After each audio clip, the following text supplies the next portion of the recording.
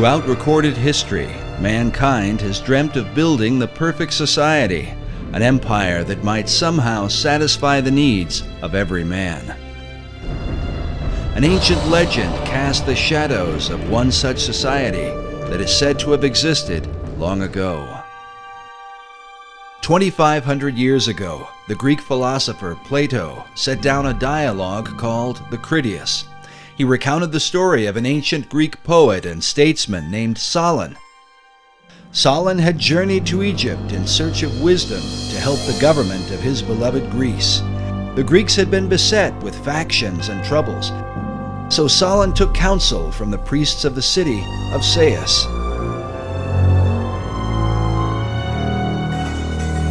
An old priest told him, "O Solon, Solon, you Greeks are never anything but children. There is no old opinion handed down among you, nor any science that is white with age." The old priest then proceeded to tell him the story of the lost city of Atlantis. In the centuries that would follow, scholars and researchers have debated whether Plato's Atlantis was intended to be an account of real history or simply an allegorical myth.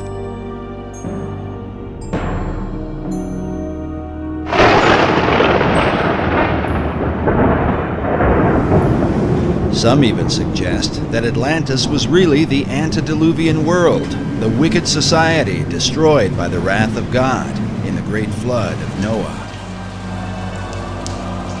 In the 20th century, Plato's account was further supported by Masonic philosopher Manly P. Hall. Hall claimed that Atlantis had once been a vast and mighty empire that extended to the whole world, a philosophic commonwealth of nations that one day was destined to be rebuilt. But who would rebuild it?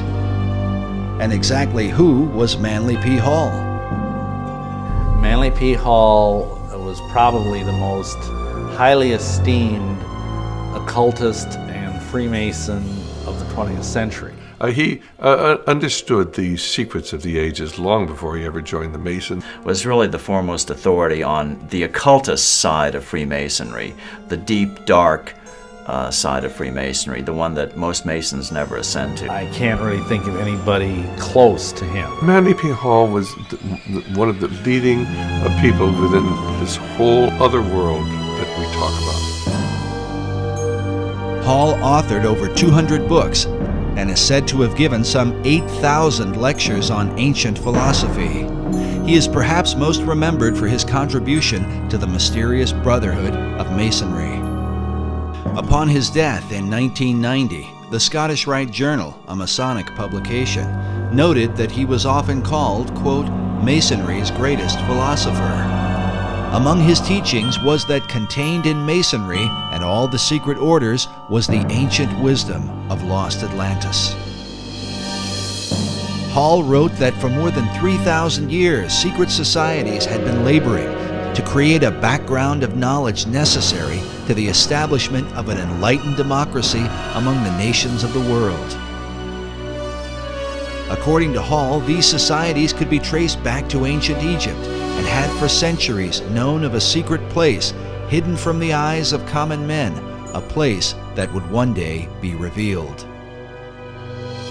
In the 17th century, as settlers were colonizing the New World, Sir Francis Bacon, the leader of secret societies in England, set down his classic work, The New Atlantis. While archaeologists and treasure hunters have searched the globe looking for the lost continent, 400 years ago, Bacon, like many of his contemporaries, believed that Atlantis was America itself. Well, Bacon, to me, was really fundamental in the American colonizational scheme and its connection to the new Atlantis concept. He was trying to lay a foundation for what could be accomplished in the New World. While the Atlantis of Plato was a mighty empire known for the philosophy of its kings, Bacon would write of a nation governed by scientific achievement, filled with marvels and wonders never before seen. Bacon was talking about this new nation, talking about submarines, talking about unimaginable weapons of war, talking about flying machines and tall buildings. How did he come into possession of this knowledge? Did Francis Bacon outline the course of the New World before its time? And if so, by what power was he inspired to do so? While there are no states or cities that bear his name, his mysterious influence has compelled some to call him the real and true founder of America. His founding of America was really through other people who were following his work, following the program he'd laid out. Bacon was the head of Freemasonry and Rosicrucianism. He had a huge influence through being the chief of the Rosicrucian fraternity at the time. He had a huge influence on the birth of modern Freemasonry. And many of those Rosicrucians actually went into Freemasonry at that time to lift it up to its new level. And Freemasonry has a major influence on the founding of America. While many of the early settlers came to work the land for the cause of religious freedom, there were with them secret societies who came to the New World with another agenda. Secret societies came to America shortly after the Pilgrims arrived, and they were sent by a man named Sir Francis Bacon. You get this very strange mixture of people, many of whom understood even then the advantage, spiritually and otherwise, to having secret orders. Unless you understand the influence of the occult societies on the development of America, on the establishment of America, upon the course of America, why you get completely lost studying our history. And they were the ones through which this work was being put into operation in England, in Europe, and eventually in America and the world. So that America then could be used to lead the world into the philosophic empire. You understand that America was founded by Christians as a Christian nation. However, there were always those people on the other side who wanted to use America, use our military power and our financial power to establish enlightened democracies throughout the world and restore lost Atlantis. Yeah, maybe Bacon had it right. Maybe Atlantis is not something yet to occur, but maybe it's occurring right now in America. In his lifetime, Sir Francis Bacon referred to himself as the herald of a new age. He promoted a new universal order for the whole world. Can this be what early American founders referred to with the words Novus Ordo Seclorum, the new order of the ages? And does this vision affect America today? When our founders declared a new order of the ages, they were acting on an ancient hope that is meant to be fulfilled.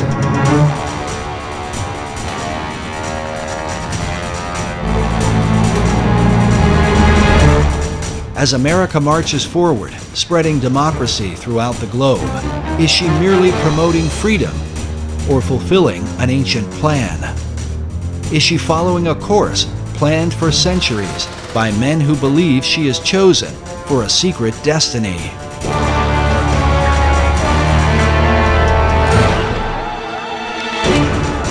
To understand the present and possibly the future, we look into the past as we unfold the secret mysteries of America's beginnings. Can America be the new Atlantis?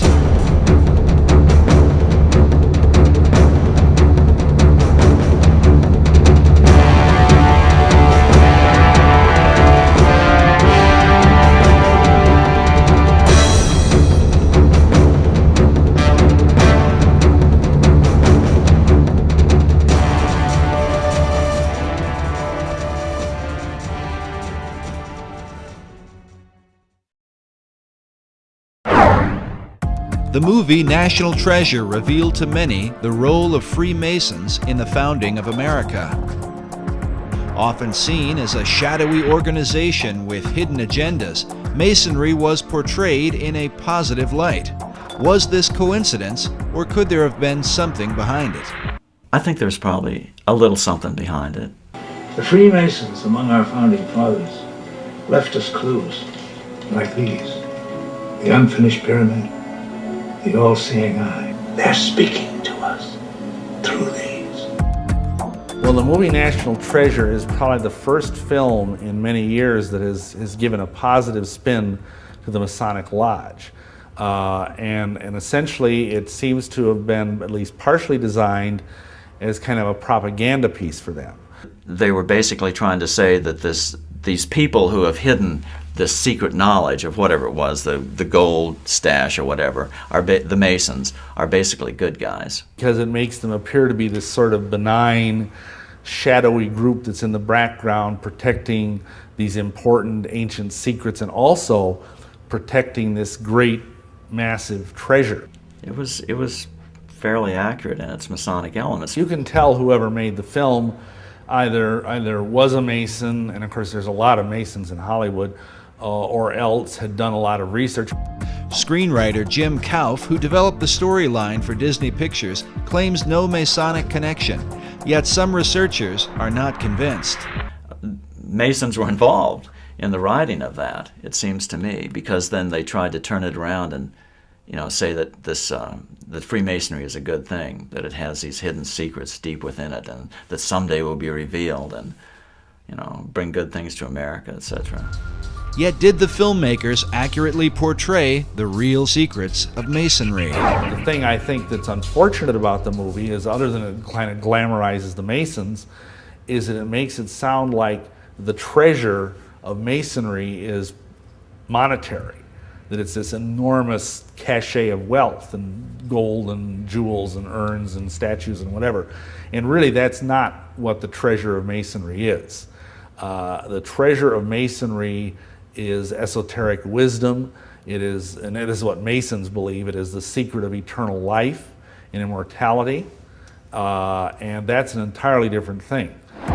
Conspiracy theorists have suggested that the film was intended to mislead. But the question remains, if Masons were involved in the making of the film, what would motivate them to tell a story about a society sworn to secrecy? I think Masons have been pretty desperate over the last couple decades. They've taken a lot of hits, due in at least part to my books, and their membership is declining fast. Men love secrets, and that's just a basic truism. And so if they advertise that through a popular movie, maybe it would generate a little more interest. On one level, the film, I think it does some good in that it does educate people about the origins of our country and the fact that the origins of our country was very much steeped in Masonry. But on the other hand, I think it misleads about the benign nature of Masonry's involvement, and also it misleads by defining the nature of what Masonry has been guarding for the last 3,000 years. But what has Masonry been guarding for the last 3,000 years?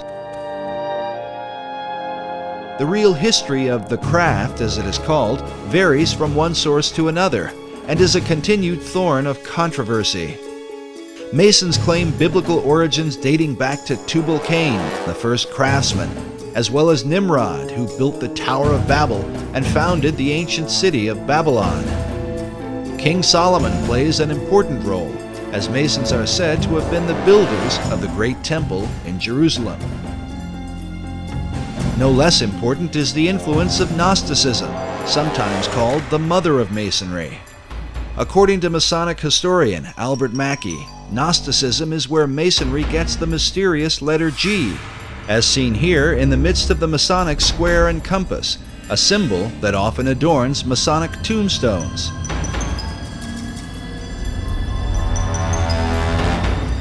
Known for rejecting the biblical Gospels, the Gnostics claimed to be the real Christians, an issue the apostles spoke vehemently against in the New Testament. The Gnostic Gospels have been promoted by writers like Elaine Pagels and celebrities such as Jane Fonda. It was the Gnostic teachings that formed the heart of Dan Brown's blockbuster book, The Da Vinci Code. The Gnostics were known to express a humanistic view of Christ, a view they are said to have exploited for the purpose of justifying their debauchery of women. Hence the tales of Jesus and his alleged relationship with Mary Magdalene, a view often attributed to the Gnostics and repeated in Brown's controversial book.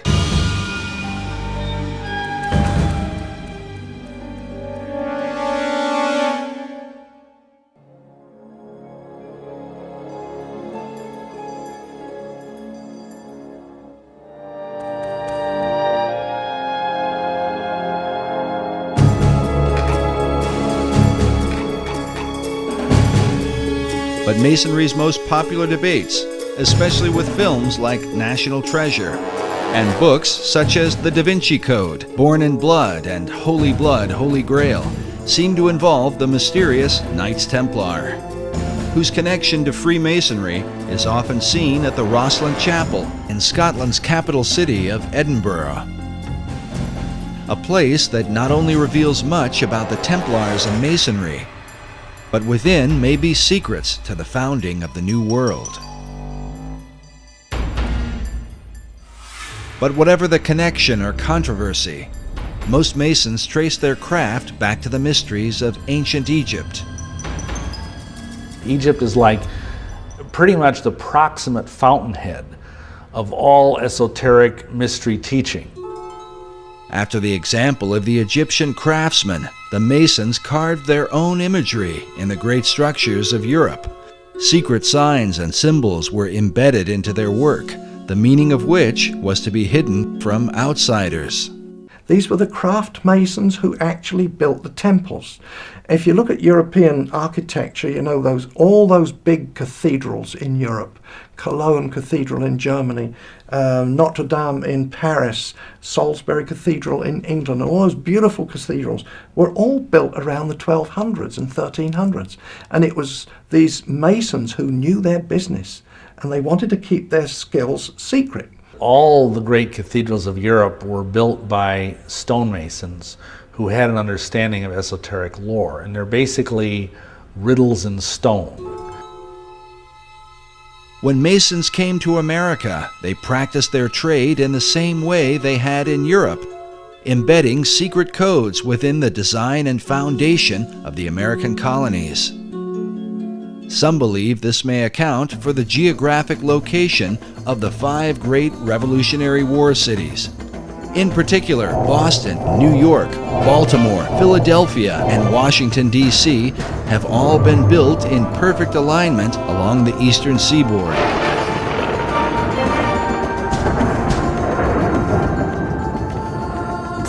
Researcher Jim Allison believes this alignment may be a part of something greater. Let me say this, I think it is very unlikely that the alignment is coincidental. According to Allison, the alignment of cities and ancient sites are part of a series of great circles that encompass the earth. These circles are supposedly like lines of power upon which significant sites are built. The simplest example, the most obvious example of a great circle, though, is the equator, because it runs around the center of the earth. It runs due east-west. Meridians of longitude, which run due north-south through the north and south poles, if you extend it all the way around, those are also great circles because they run through the center of the earth. Allison claims that mystical sites like the pyramids, Easter Island, the Mayan and Aztec cities are all built upon these great circles.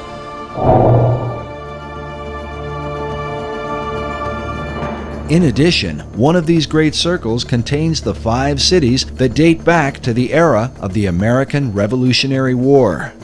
Washington, D.C., Philadelphia, Baltimore, New York City, and Boston are in fact aligned. They're fairly close together. The distance from Washington, D.C. to Boston is 400 miles. And as a result of that, you can see the alignment just on a flat map, because the curvature of the earth is not so much over that distance to distort it. But on a three-dimensional map, it's even clearer. But is this just a curious coincidence, or could there be some hidden meaning behind it? In the 1920s, an Englishman named Alfred Watkins noted a series of straight tracks or lines upon the Earth's surface that seemed to connect the ancient monuments and holy sites around the world. What he found was that in a number of cases, a number of these monuments were aligned in dead straight lines that extended from a few miles to, in some cases, many miles. He coined the term ley lines to describe and to explain these alignments. Watkins believed that there are some type of grid lines that run through the earth, of lines of energy or magnetism or electromagnetism or some other kind of attraction over the earth. And that's what he described as ley lines. Watkins believed that the builders of these sites were aware of these lines that ran through the earth and that they intentionally built these monuments on these lines. While Watkins' findings were not openly received by all, his views have been most often embraced by members of the esoteric community. In the occult, there's this concept of ley lines, L-E-Y, which are lines of force that some people say are like the acupuncture points of the earth. And you always want to build things on a ley line. All of the great cathedrals of Europe are built upon these ley lines, which are like currents of power. These currents of power are thought to have magical significance. Some believe they act as portals for spirits to travel to and from the ancient monuments that fall within these alignments. But the question remains, were such power lines important to the builders of early American cities? Were they aligned with a secret purpose in mind?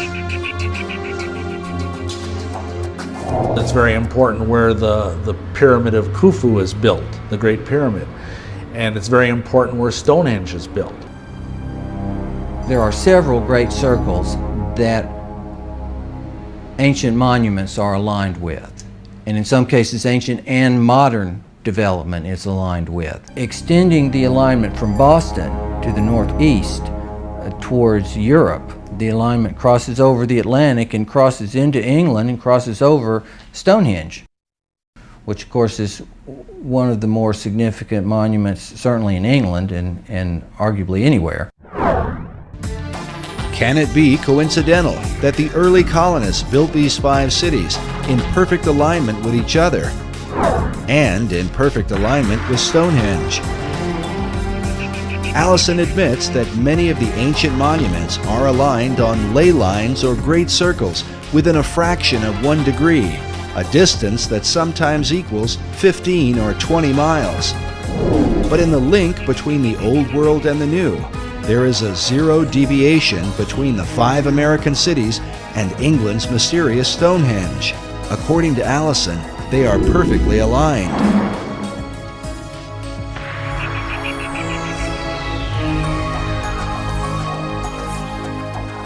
Can such a perfect alignment be unintentional, or the result of some natural attraction of ley lines in the earth?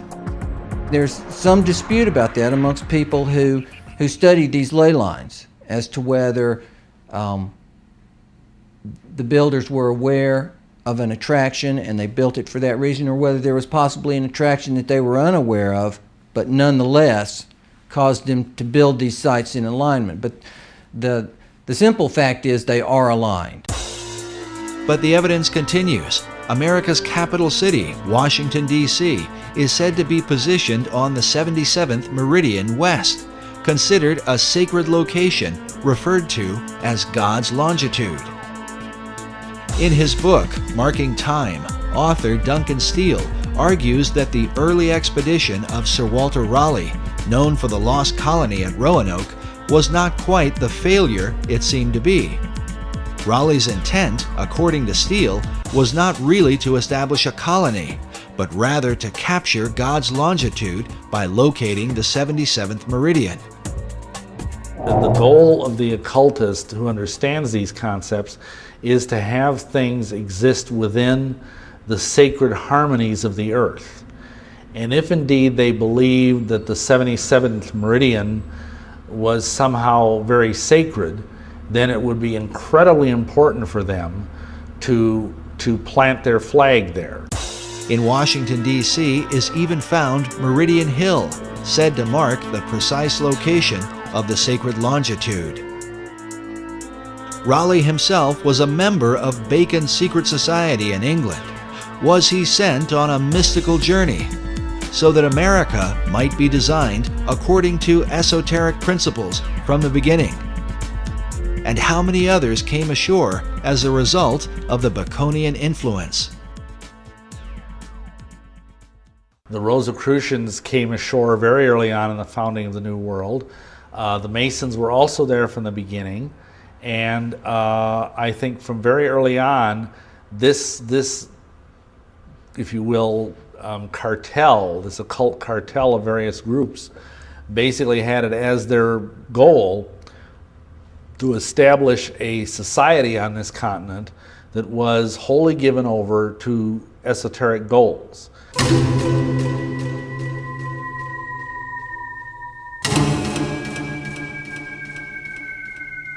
The Rosicrucian Order, with its modern headquarters in San Jose, California, has for centuries been linked to Freemasonry. Well, you have to understand that Freemasonry is simply the modern-day manifestation of the ancient mystery religions. The ideas of Masonry have been around literally for thousands of years. And of course, Rosicrucianism was simply a forerunner of modern-day Masonry. The order takes its name from its primary symbol, the rose and cross. Like Masonry, the Rosicrucians traced their religion to the mysteries of ancient Egypt. Their power base in San Jose centers around an Egyptian museum. There are chapters of the Rosicrucians studying every place across America, and one only has to go up on the internet, and they actually have websites where they recruit people into the Rosicrucian order. People have no idea that these people are even here. Perhaps the reason for their lack of exposure is that they are dwarfed by the chief of all secret societies, the ancient order of Freemasonry. Nevertheless, the Rosicrucians are said to be the first of the secret orders to have opened a door in the New World. The very first that we know of occult beachhead in America was Rosicrucian.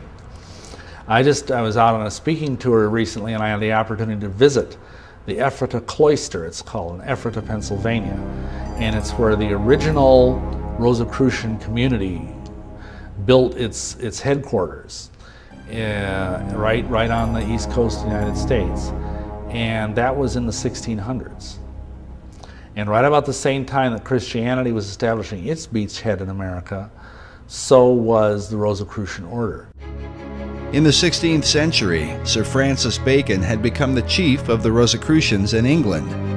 Researchers believe that Bacon sent members of this society to America to launch his esoteric empire, the New Atlantis.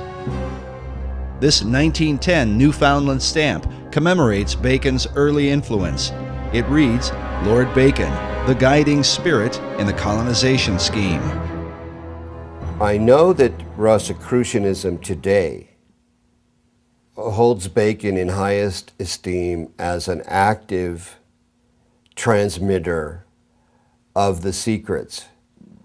If you go to the AMORC, the Ancient Mystical Order of the Rose and the Cross, the Rosicrucian Order Center in San Jose, Bacon is everywhere.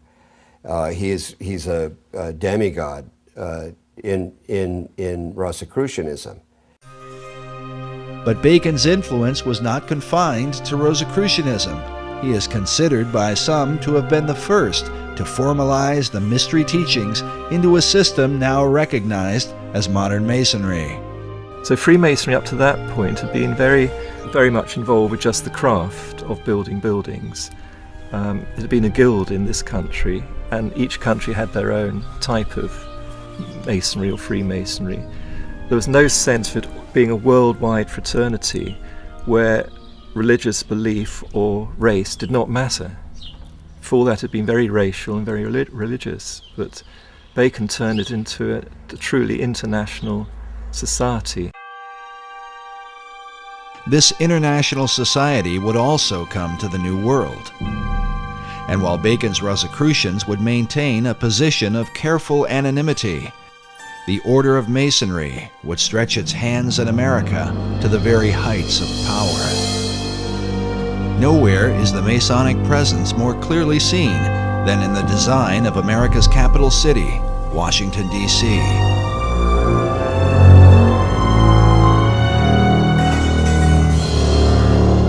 yes, Washington, D.C. is completely based on Masonic architecture. The whole architecture is laid out in an occult manner with Masonic symbology. Every major building in Washington, D.C. has a Masonic plaque on it. I mean, the Masons have permeated, and the other secret societies have permeated our society since the very beginning. In his book, The Secret Architecture of Our Nation's Capital, author David Oveson confirms the esoteric influence of Masonry in the design and building of Washington, D.C. Oveson reveals the occult ceremonies surrounding the laying of the city's cornerstone, a ritual that involved the father of the nation, George Washington. 200 years later, in a ceremony commemorating this event, Senator Strom Thurmond, himself a 33rd degree Mason, is pictured alongside the cornerstone upon which is carved a Masonic square and compass. If you either look at the map of Washington, D.C. or try and drive in Washington, D.C., you think it must have been designed by a nutcase. But actually it was designed by a Freemason, a French Freemason named L'Enfant.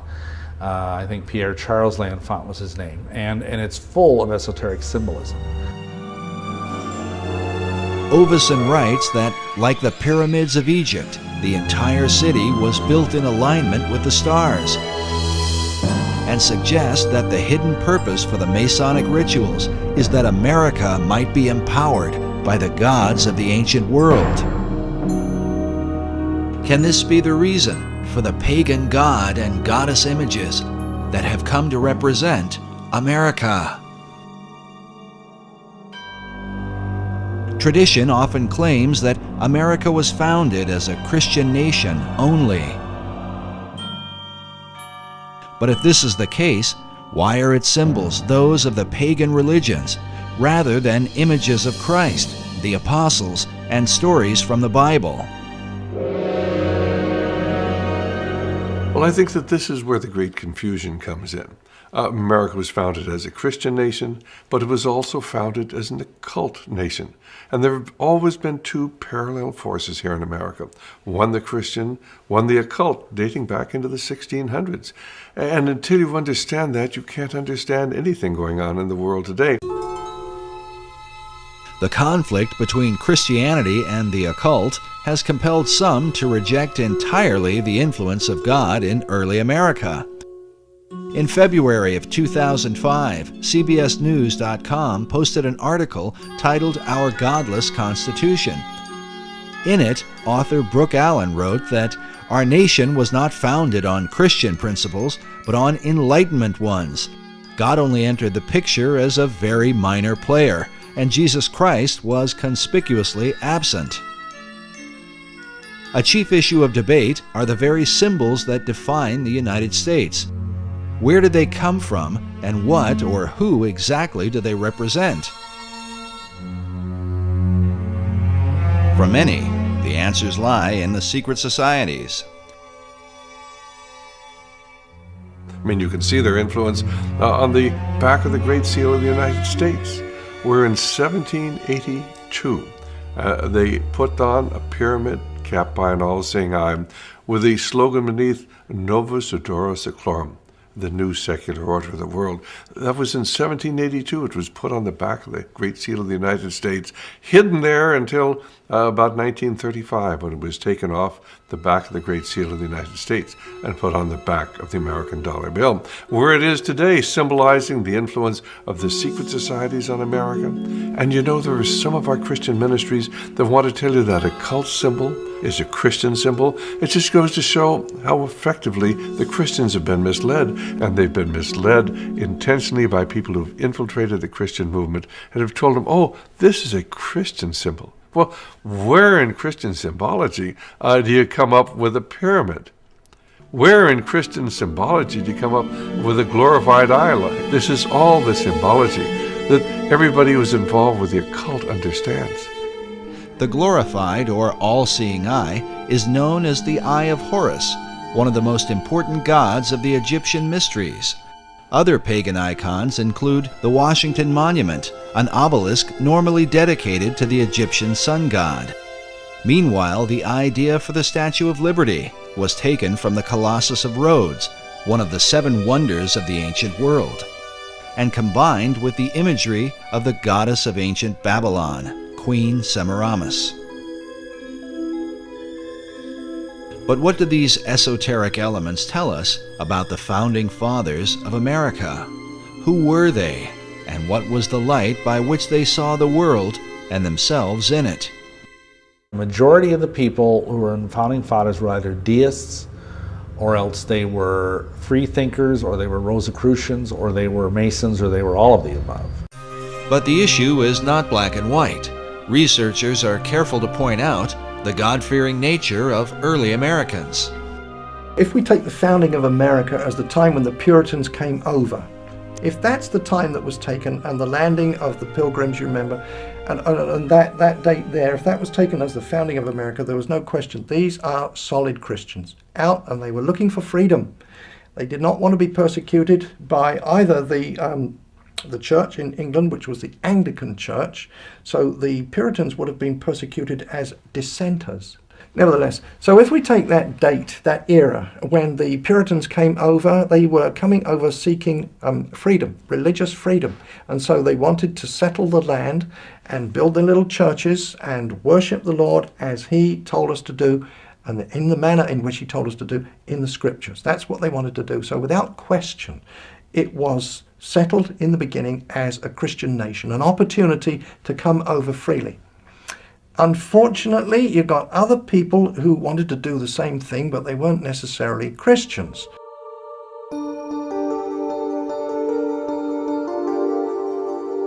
By far, the chief source of contention is the involvement of the Founding Fathers with secret societies, namely Freemasonry.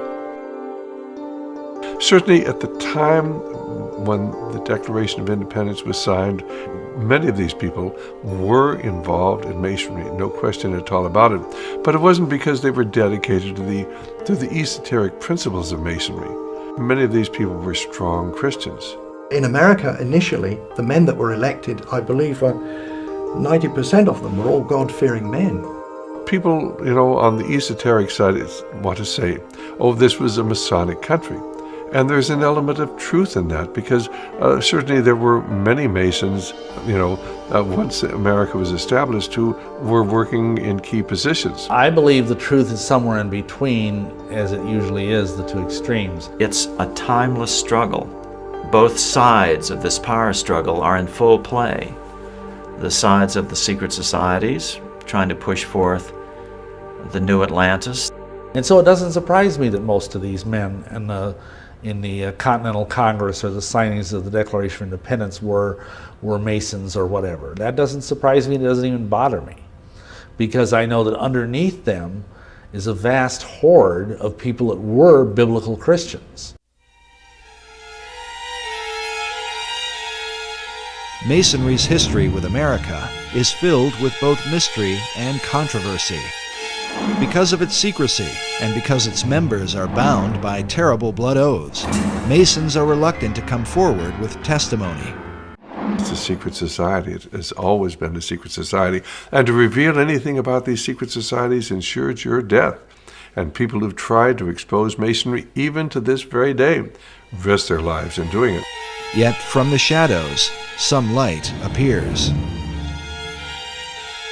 When you actually go into Masonry in the first 3 degrees, why, if you promise that if you are ever reveal any of the secrets of Masonry in the first degree, why you'll have your tongue cut out, and you'll have you'll be buried in the sands of the sea up to the level of your neck at the level of low tide. And at the 2nd degree, I believe they cut out your heart, and the 3rd degree, they're going to cut out your entrails and burn them.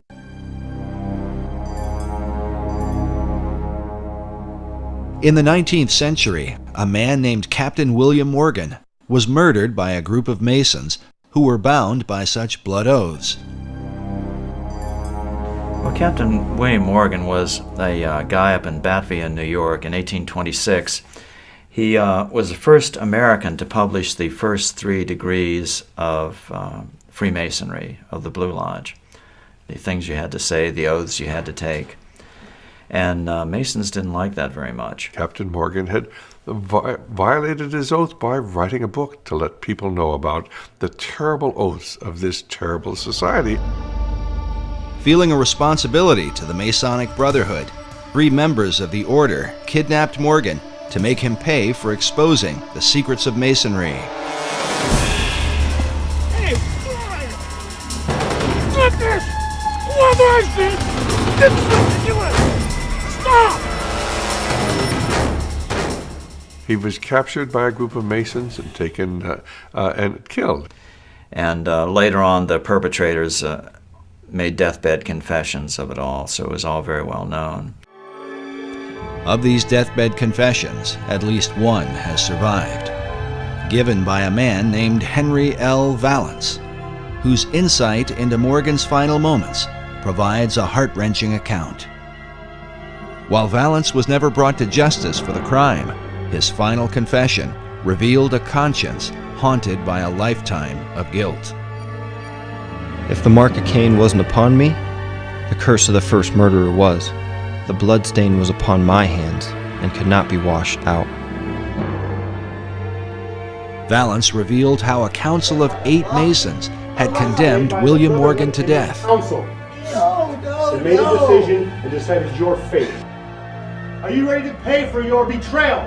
Talk to me, man. I've done what was right. And how Morgan had pleaded for his life on behalf of his wife and children. He commenced wringing his hands and talking of his wife and children, the recollections of whom in that awful hour terribly affected him.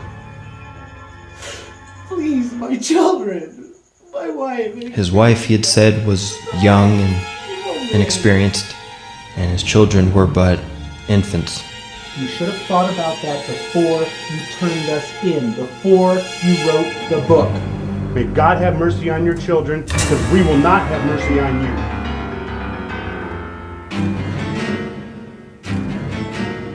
Despite Morgan's plea for mercy, Valance and his fellow Masons were determined to carry out their grim task. They gave Morgan time alone to prepare himself to die. How Morgan passed that time, said Valance, he could not tell, for everything was quiet as a tomb within.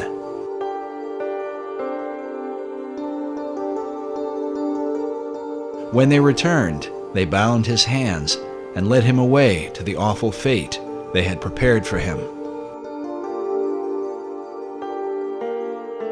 The story was he was actually drowned after being mistreated horribly for a period of time. Well, when the word of this got out, and people began to realize this dangerous influence of Masonry within our society, why the membership of the organization fell off dramatically. As one investigator put it, as one writer put it, Freemasonry, which was rampant throughout the country at that time, almost dried up overnight. The public outrage over Morgan's death was profound, but when those who had murdered him were sought out, the people of the United States discovered that justice was not so easy to obtain. The reason was given by the Reverend Charles Finney in his book, The Character, Claims, and Practical Workings of Freemasonry, first published in 1869. Finney was a former Mason who lived through the Morgan affair. He claimed that justice in the case was impossible because nearly all the civil offices in the country were in the hands of Freemasons. According to Finney, even the newspapers of the day were completely under their control. Finney writes that it was found that they could do nothing with the courts, with the sheriffs, with the eyewitnesses, or with the jurors, and all their efforts were for a time entirely impotent. So this turned into a big brouhaha. It was a big Masonic scandal because it was all known. The Morgan incident became an issue of national importance, not simply because a man was murdered, but more importantly, Americans began to realize that their supposedly democratic country was being secretly controlled by the Masonic Brotherhood. And this led even to separate political parties, being anti-Masonic political parties being formed, and they were even called the Anti-Masonic Party. They ran candidates for president and they were significant parties. They weren't just minority parties. So it was a really big deal.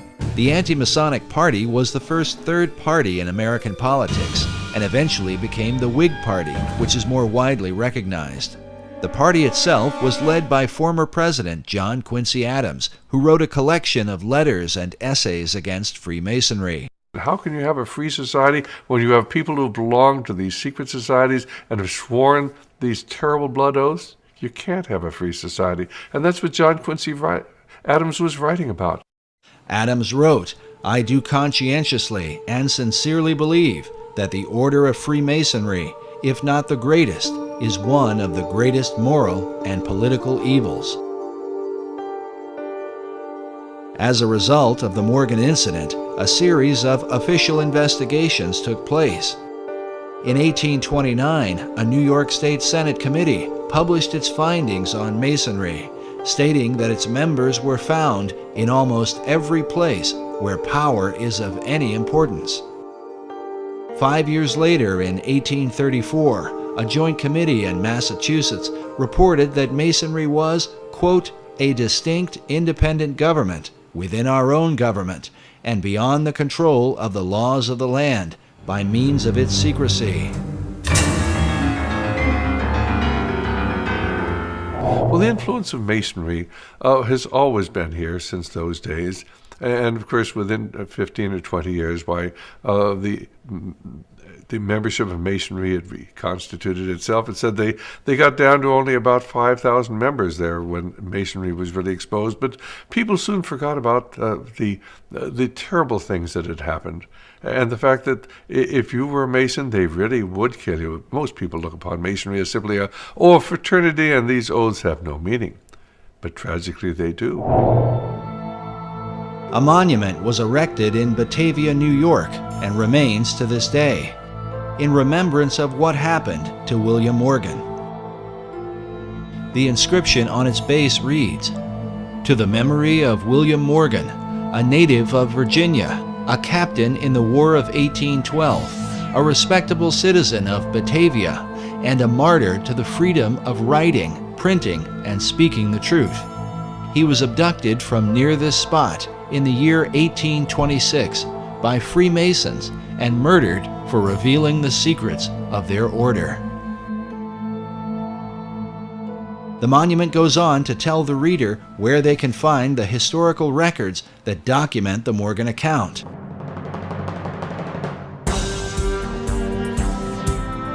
Why would the citizens of Batavia have gone to this length? Crimes are committed every day, and people sometimes murdered.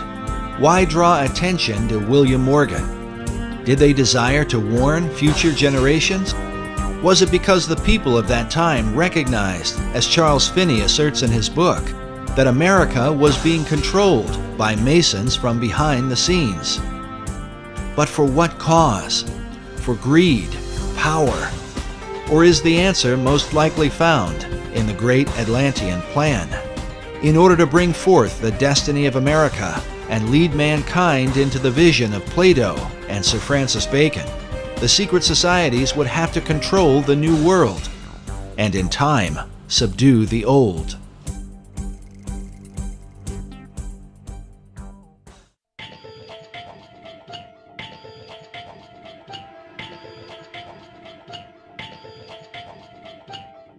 But how to bring about this utopian empire? In his writings, Sir Francis Bacon called for a universal reformation of the whole wide world. To bring about this reform, some believe the secret societies launched a world revolution. People do not understand that our revolution was the first in a series of revolutions that began in 1776 and extended right up until the Cuban Revolution in 1959 when Fidel Castro came to power. And this is a series of revolutions to transform the world. While most Americans did not fight the War of Independence for the cause of global revolution, it is undeniable that secret societies played an important role and that many of America's founders were Freemasons.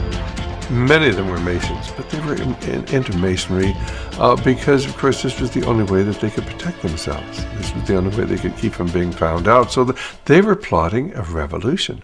They had to have a means of maintaining their secrecy. I think Masonry was in fact used as a built-in network, a secret network in which to foment the American Revolution.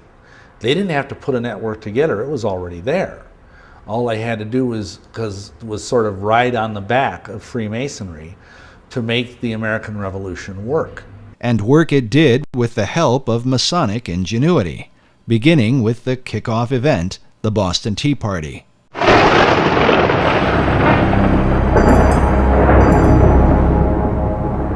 And what was the Boston Tea Party? Who was behind that? Who were the raiders of the English tea ship? Admittedly, at this point, it was the Masonic Lodge in Boston. They were all Masons. It was the Masons wanting to implement this revolution. The leader of the men who dressed up like Indians and threw the tea into Boston Harbor was the legendary Paul Revere, whose famous ride would alert Americans that the British were coming. Pictured here with a teapot commemorating his rebellion, Paul Revere was a prominent member of the Masonic Order. George Washington, known as the father of our country, along with many of his generals, were also Masons. Yet Washington's involvement with Masonry is hotly debated. Our information is that he did not do anything with the Masonic Lodge for the last 30 years of his life. The debate centers around a letter written by George Washington to the Reverend G.W. Schneider on September 25, 1798, just 15 months before Washington's death. In the letter, Washington says specifically, "I must correct an error you have run into of my presiding over the English lodges in this country. The fact is, I preside over none, nor have I been in one more than once or twice within the last 30 years. And in Washington's case, I defend him by saying the Masons are very secretive. When they approach a man to be a member of their organization, they will not and cannot tell him what it's all about. But what they can do is to say, well, you see, there were all these famous people. They were Freemasons, and they can name off the kings. And today, of course, they can name off Washington. And so the candidate will then argue to himself, well, who am I? I'm just a little guy, you know, or I might be a senator, but nevertheless, who am I compared with these? If it was good enough for them, surely it's good enough for me. If it's secret, it's going to be a good thing. So they get in, and they're not told the whole story. They're not told in the first, second, or even third degree. They're not told the whole story, but little by little, as they acquire more knowledge and as they are deemed to be faithful to the cause, they are told more. And that's just how they get the people in. It is only fair to mention that many Masons continue to insist that Washington was very active in the craft. Yet there is no debate about the Masonic membership of Benjamin Franklin, who is deeply involved not only with Masonry, but a whole variety of secret societies in America, in England, and in France. Societies that had everything to do with his success during the American Revolutionary War. Benjamin Franklin is a very paradoxical, complex fellow, as might be expected for someone who was such a great genius. But at times he seems like he's a Christian. At times he seems like he's a scoundrel. At times it seems like he's a Luciferian, and at times it seems like he's a Rosicrucian. He was a strange character, Benjamin Franklin, a sort of a shuttle diplomat between Philadelphia and Paris and London, England. He was, of course, an ambassador in Europe, and when he was over in Europe, he became a member of a group called the Hellfire Club, which was a kind of pseudo-satanic organization in 1700s. It was founded by an English nobleman named Francis Dashwood, and it basically existed as a place where men could gather and have orgies and worship the devil and basically get loaded and do whatever they wanted, under the guise of it being a satanic society. The Hellfire Club was a part of the so-called gentlemen's clubs of 17th and 18th century England. While the debauched behavior of these groups was initially tolerated, once they began to dabble in satanic rituals, they were forced to go underground, literally. Hellfire Club, as a matter of fact, I used to live quite near that place. It's on the west side of London at a place called West Wickham. It's a hill. It's a chalk hill, now of course covered in grass, and on the top of that chalk hill is a church. On the top of the church there's a golden ball. There's a cross on top of that. Now that's a Christian church, but inside the hill is a cave. Often those chalk hills, they do have caves inside them. It's the way they're formed.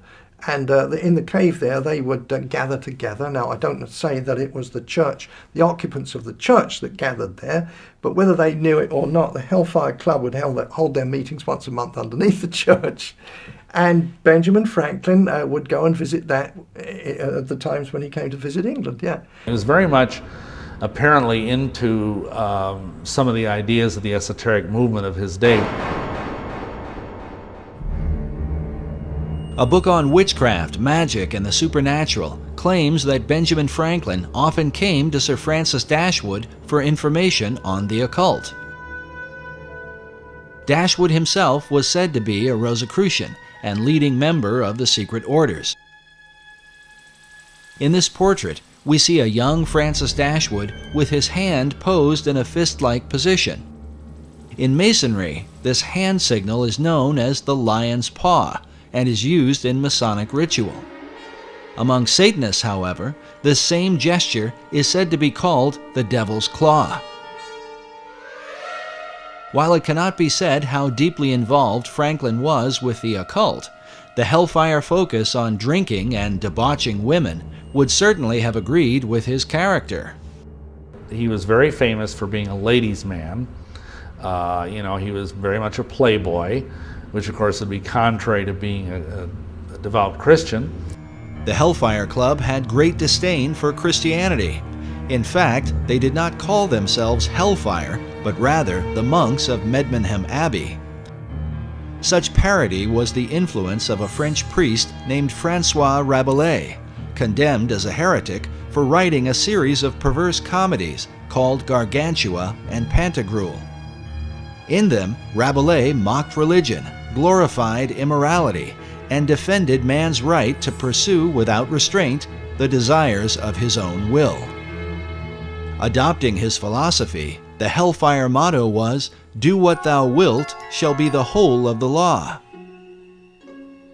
Could this have been what attracted Franklin to the group?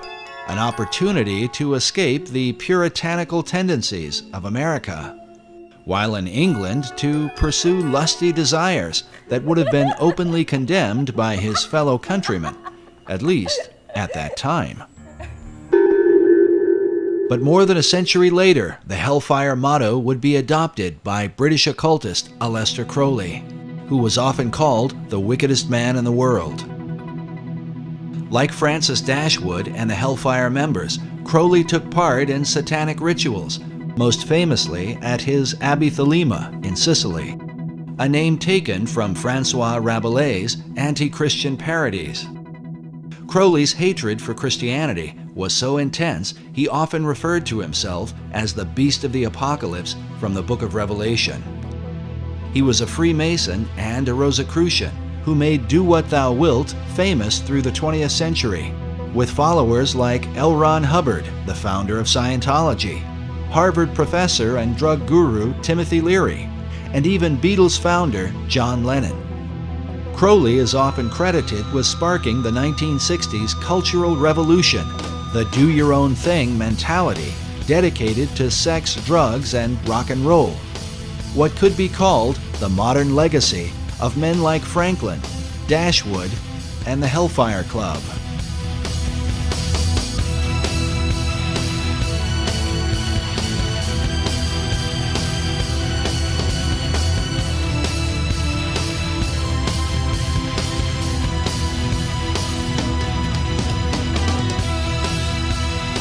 But wait a minute. Obviously, it cannot be said that Franklin's involvement with the Hellfire Club is to be fully equated with the often crazed activities of a man like Crowley or even Timothy Leary. Still, one must wonder what Franklin was doing with a group of immoral aristocrats who dabbled in devil worship, even if they were just kidding around, as some have suggested. Is it likely that this legendary founder of America, the man who discovered electricity, invented the bifocals, and co-authored the Declaration of Independence, simply spent his time in England getting drunk and seducing women? Franklin was known to be a crafty fellow. Could his dealings with Dashwood and the Hellfire Club have somehow been a part of a greater agenda? After all, Sir Francis Dashwood was no ordinary drunken rake. He also happened to be a member of the British Parliament and was a close friend and advisor to King George III, the man the American colonists would rebel against.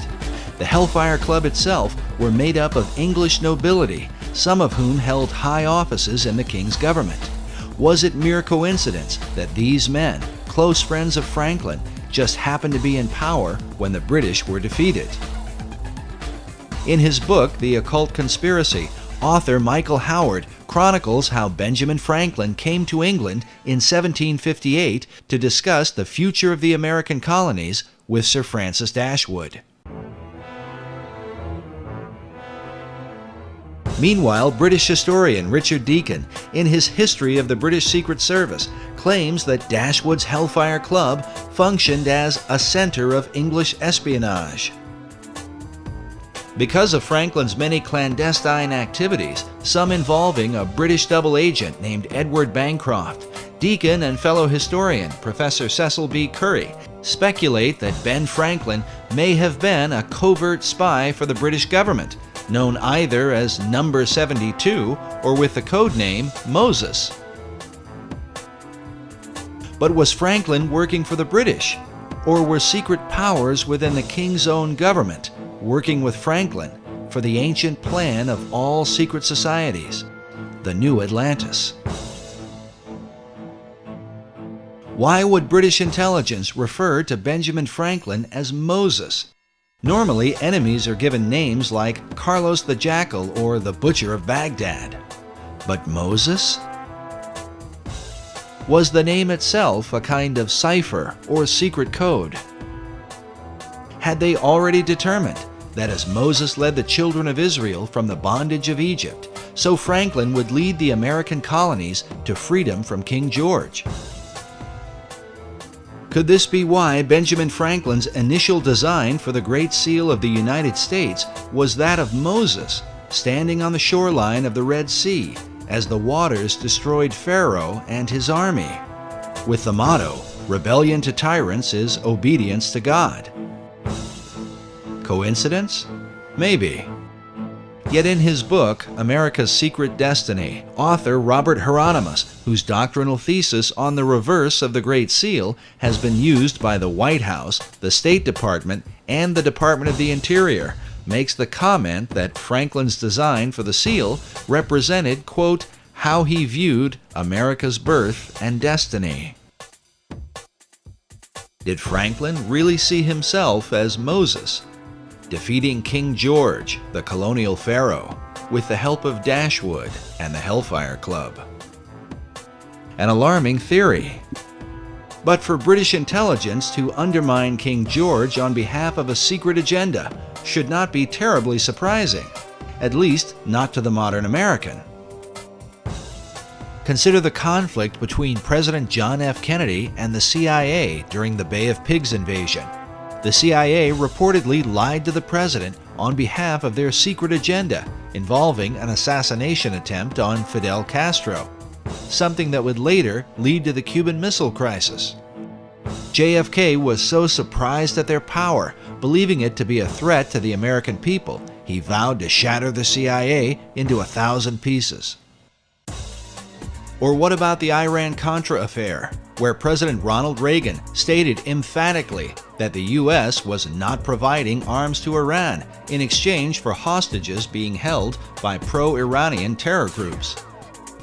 In spite of the wildly speculative and false stories about arms for hostages and alleged ransom payments, we did not, repeat, did not trade weapons or anything else for hostages. But Reagan soon returned with an apology once he learned that, yes, the U.S. was illegally selling arms to Iran, an enemy country. The profits from the sales were then being used to finance a secret CIA operation involving the Contras in Nicaragua. As with JFK, Reagan claimed that he had been manipulated and lied to by secret powers within the intelligence community. It's going on that had been kept from me in various covert operations. Mr. President, did they deceive you? You didn't answer whether Poindexter and North deceived you. Presidents Reagan and Kennedy were humiliated at being the most powerful men in the world who were unaware of what the hidden powers in their own government were up to. Well, at least in the case of Kennedy.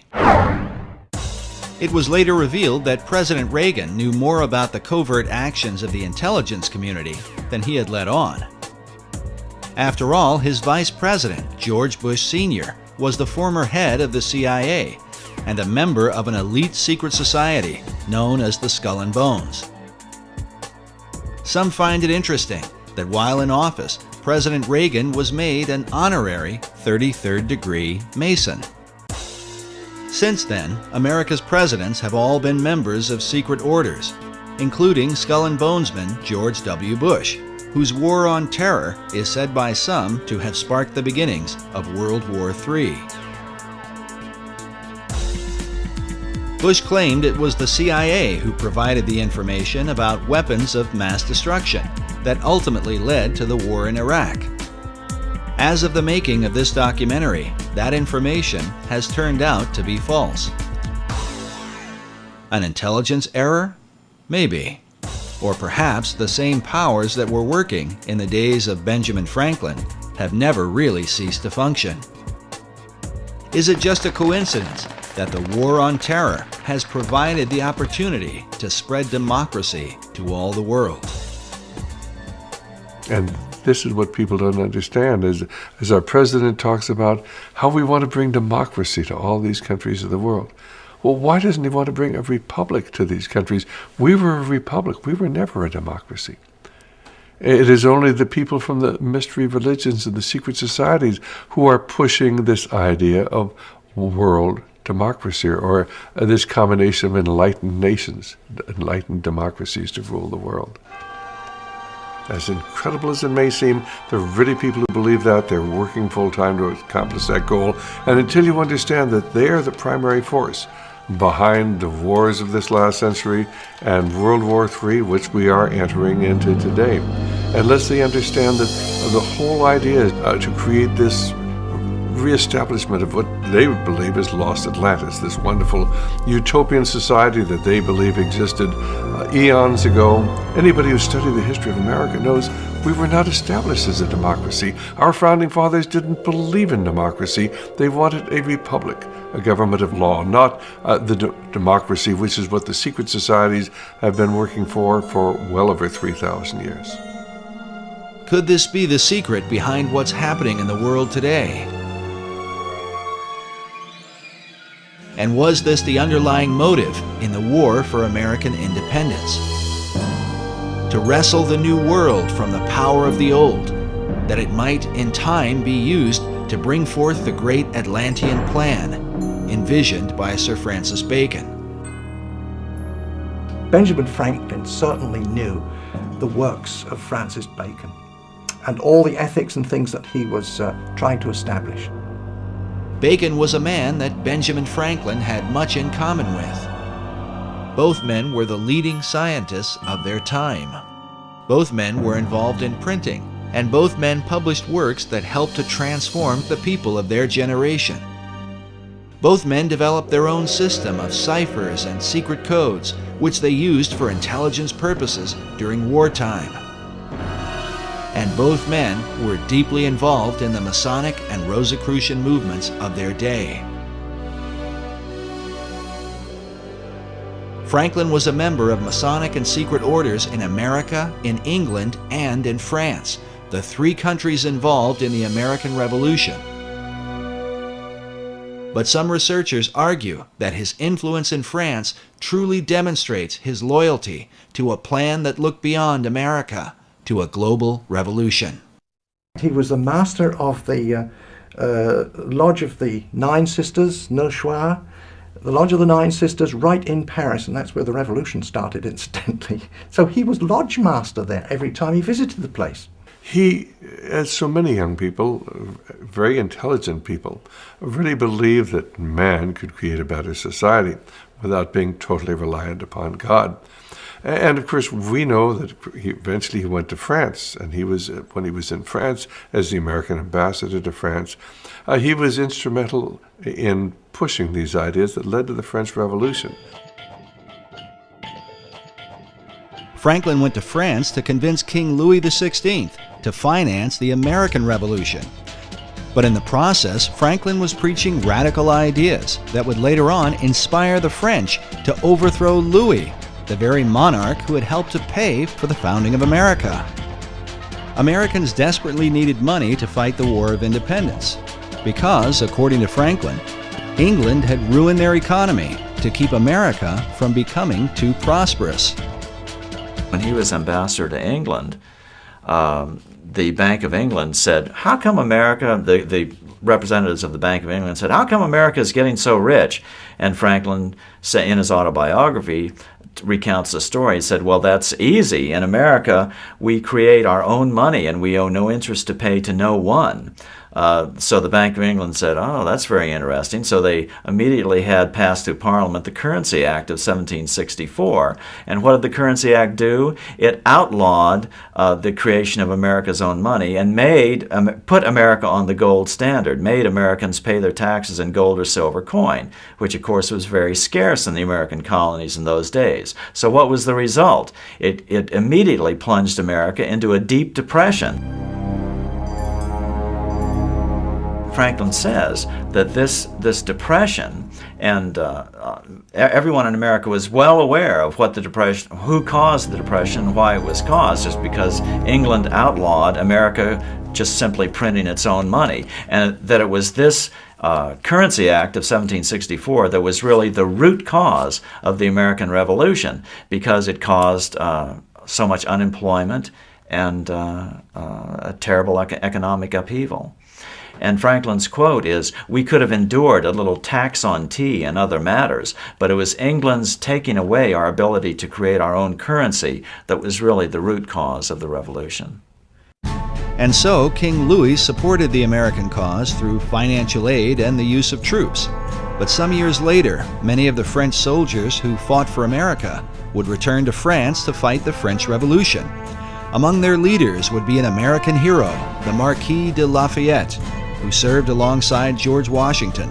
Lafayette was also a Freemason and close acquaintance of Benjamin Franklin, the man who seemed to be the friend of nearly all the revolutionaries of the day. It was Benjamin Franklin who initiated Voltaire himself in 1778. He could then brag and say, oh, Voltaire was a Mason. Ooh. People would say, if it's good enough for him, it must be good enough for me. I don't know what it's all about, but it sounds like a good thing.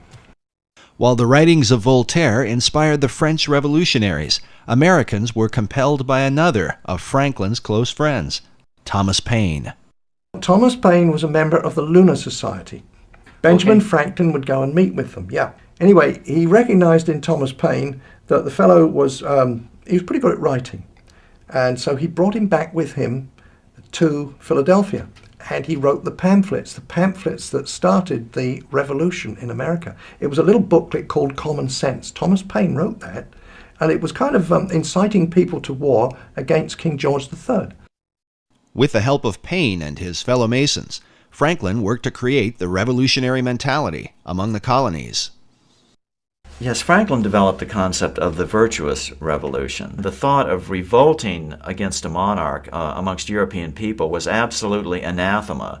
It went totally against the European mindset of the divine right of kings, where government is of God, kings are appointed by God, and so the virtuous revolution was something really different. But not all Masons went along with Franklin's ideas. like the man known as the Great American Trader, Benedict Arnold, also a Mason who chose to side with the British during the war.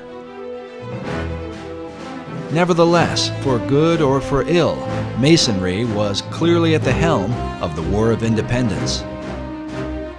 It seems ironic, however, that American Masonry today owes its allegiance to the very country it rebelled against.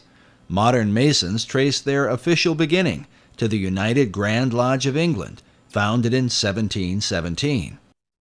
The official start of modern Masonry is in 1717 in the Apple Tree Tavern in London, where the first Grand Lodge of England was convened.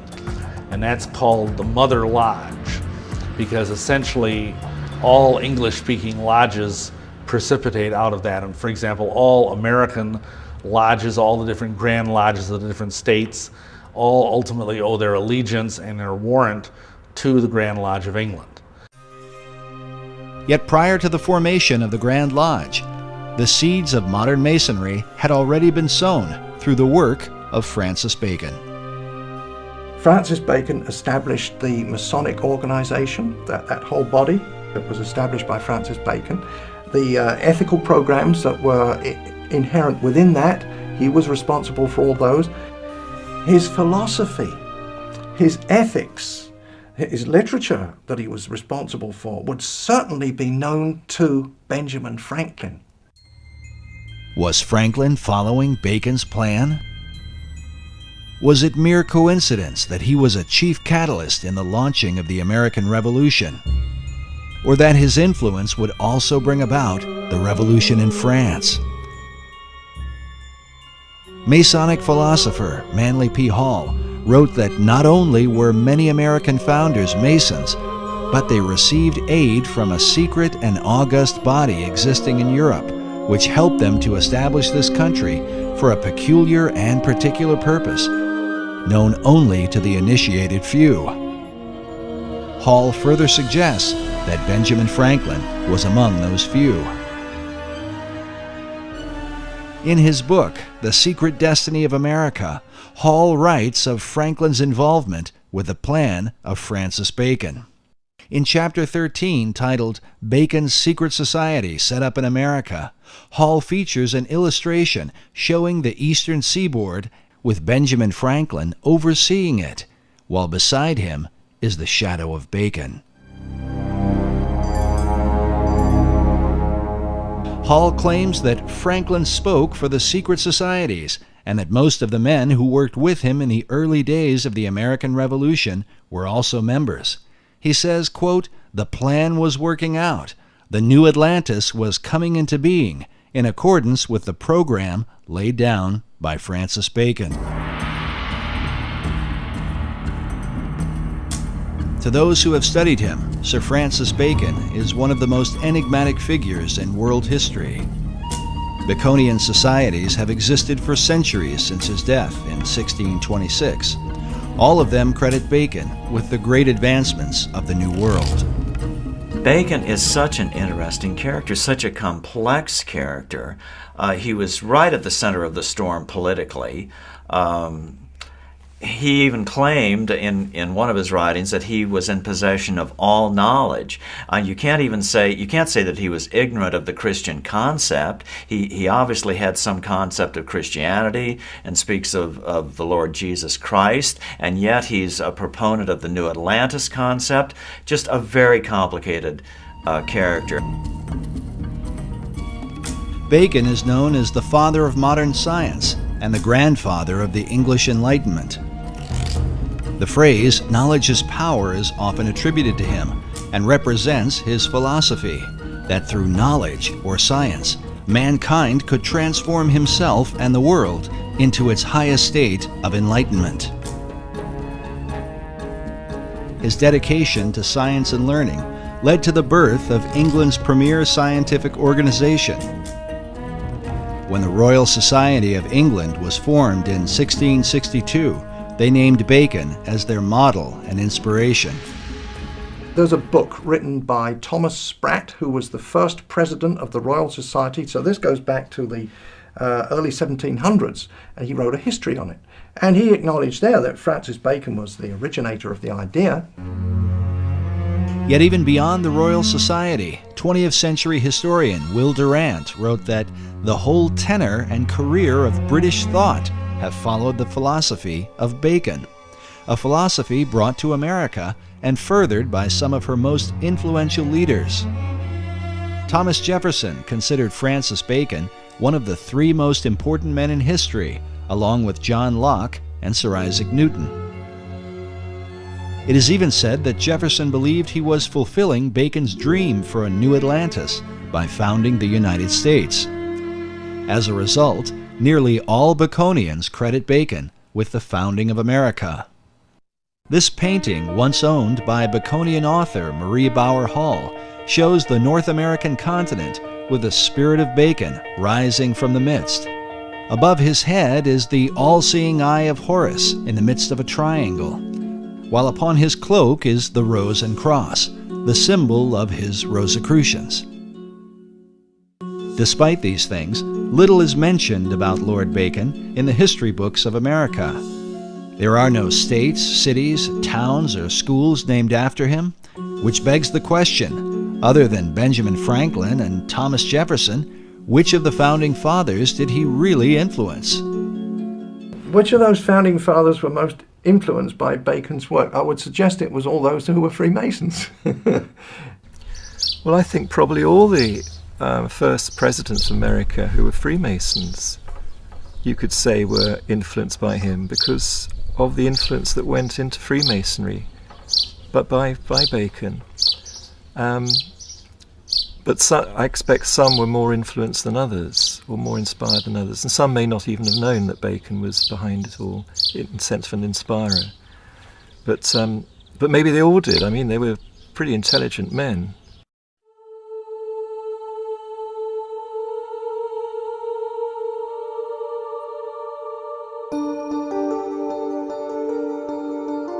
Bacon is considered by some to be the first Grand Master of modern Freemasonry.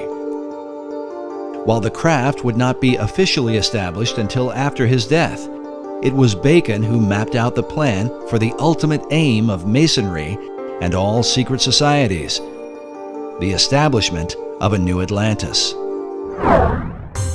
Peter Dawkins is the founder and president of the Francis Bacon Research Trust in England. He has dedicated more than 33 years to the study of Bacon, having written some 14 books about him, with titles such as Building Paradise and Francis Bacon, Herald of the New Age. My research into the life and work of Francis Bacon and all those connected with him, which also takes me back into the wisdom traditions, which I'm very interested in, and into also things like the founding of America, the spread of modern science, and many other fascinating subjects. It's like a gateway into a huge wealth of information and knowledge for today. Dawkins' work is supported by the Pro-Grand Master of English Masonry, the Marquis de Northampton. The Grand Master in England is Prince Edward, the Duke of Kent. Because he is a member of the royal family, Masonry allows Prince Edward to appoint someone to act in his place. As such, the Pro-Grand Master, Lord Northampton, is the acting head of all British Freemasonry. While he declined to be interviewed for this documentary, in his correspondence with our producer, he made it clear that he supports Dawkins' research and considers him an expert on Sir Francis Bacon. This is significant because the Northampton legacy dates back to the time of Bacon and Queen Elizabeth I. Today, Lord Northampton holds authority over Canonbury Tower, where Francis Bacon lived in his lifetime and where he is said to have met with his secret societies. It's a fascinating building, and quite a lot of it's still left. It was once a big mansion house, and there's one wing of it left, and also a tower, which was at the end of another wing, which has disappeared. And this tower is known as Canonbury Tower. And the whole mansion itself was was enlarged and decorated by a man called Sir John Spencer in Queen Elizabeth's time, and he'd had a year as Lord Mayor. He was quite an important guy in the City of London, and very, very wealthy merchant. And he had a home in London itself, and he also had Canonbury Mansion as his country home, because then it was in the country. You know, now it's just surrounded by London, you know, part of London, but then it was in the country, up on a hill, and a wonderful place to go to get the country air and good for your health. And Sir John Spencer was clearly involved with Freemasonry and the early Rosicrucian group, and he embellished all the rooms of the house with special carvings on the oak panelling, which have Masonic and Rosicrucian themes.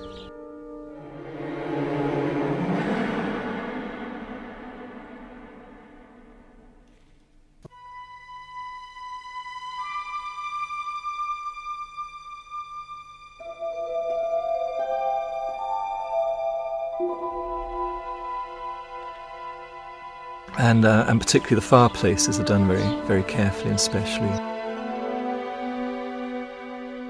But the Compton and Spencer rooms still have the original carved panelling in, and the carved fireplaces, full of Masonic and Rosicrucian themes. That was done by Sir John Spencer, and the carvings are dated around about 1598 to 1601, that period. Well, eventually the house was taken over by Francis Bacon when he was made Lord Keeper of the Great Seal and then Lord Chancellor, and he rented the house for the rest of his life. And it's during this time that what's called the Invisible College was founded, and many other things were done, and he's known to have carried out scientific experiments there. And it's quite clear too that the house was the perfect meeting place for his Rosicrucian group. You know, it was a headquarters outside London. It was private in those days. It could be well protected out of prying eyes. This labor of pursuing knowledge in secret represents Bacon's belief and method of working. In his New Atlantis, he wrote of a society that observed all things, but was known by no one. The symbolism of Bacon's home at Canonbury Tower, with all its mystery, supports the mystical view of the man, held by Dawkins himself.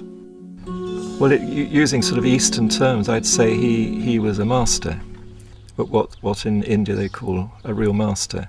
But he was here in Europe, in the UK, or in England at that time. And he was just an extraordinary being. I actually think that he was the one that Paracelsus made the prophecy about, called Elias the Artist, referring to Elijah. And in tradition, Elijah is said to come again and again to prepare people for the coming of the Messiah, or coming of the Christ, which has many different interpretations. And Bacon himself called himself the herald of the New Age, which is the title of Elijah. The question posed by critics of Baconian theology is, what Christ did Bacon come to herald? Was it the Christ of the Bible, or the Christ of Masonry and the ancient mystery religion? In the ancient mysteries, a trinity is also recognized, and is represented by a symbol that is little talked about, but one that some believe stands at the heart of all the Masonic tradition.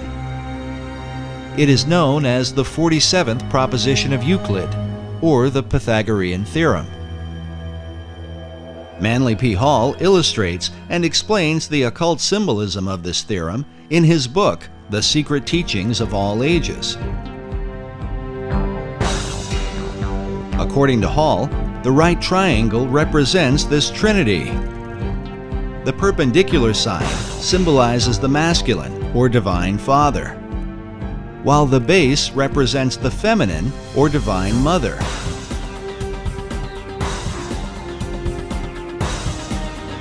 Finally, the hypotenuse is looked upon as the offspring of them both, the divine child, who is sometimes called the Masonic Christ. Was this what Bacon came to herald? a Christ that delivers man through knowledge or science. According to Peter Dawkins, Bacon's desire was to deliver mankind from the fall he had suffered in the Garden of Eden, to restore him to paradise through what he called the 6 days' work. So he always believed that as man was made in the image of God, as the Bible says, therefore we should imitate what God does. All his work imitates what he's learnt from the Bible and from the interpretations of the Bible. And so the 6 days' work of creation is how to create paradise, because that's in the Bible what's created as a result of the 6 days' work. So he calls his great instauration also the 6 days' work, 6 days' work of creation. And it's all planned out according to what he understood about what those 6 days or stages of creation can mean when interpreted into the human role, what human beings can do. While Bacon based his understanding on the Bible, Dawkins admits that his approach was not through traditional Christian doctrine, but rather a mystical view based in the teachings of Kabbalah. He worked like a Kabbalist. He was a master of the Kabbalah, and particularly the Christian Kabbalah. The Kabbalah goes back through the Hebrews, through Moses, to ancient Egypt, and before that it's said to Enoch, who was the great initiate and king of Atlantis. And it said all the teachings come from Enoch, including this Kabbalah. And Bacon was a great master of Kabbalah. His whole work is based on Kabbalistic principles.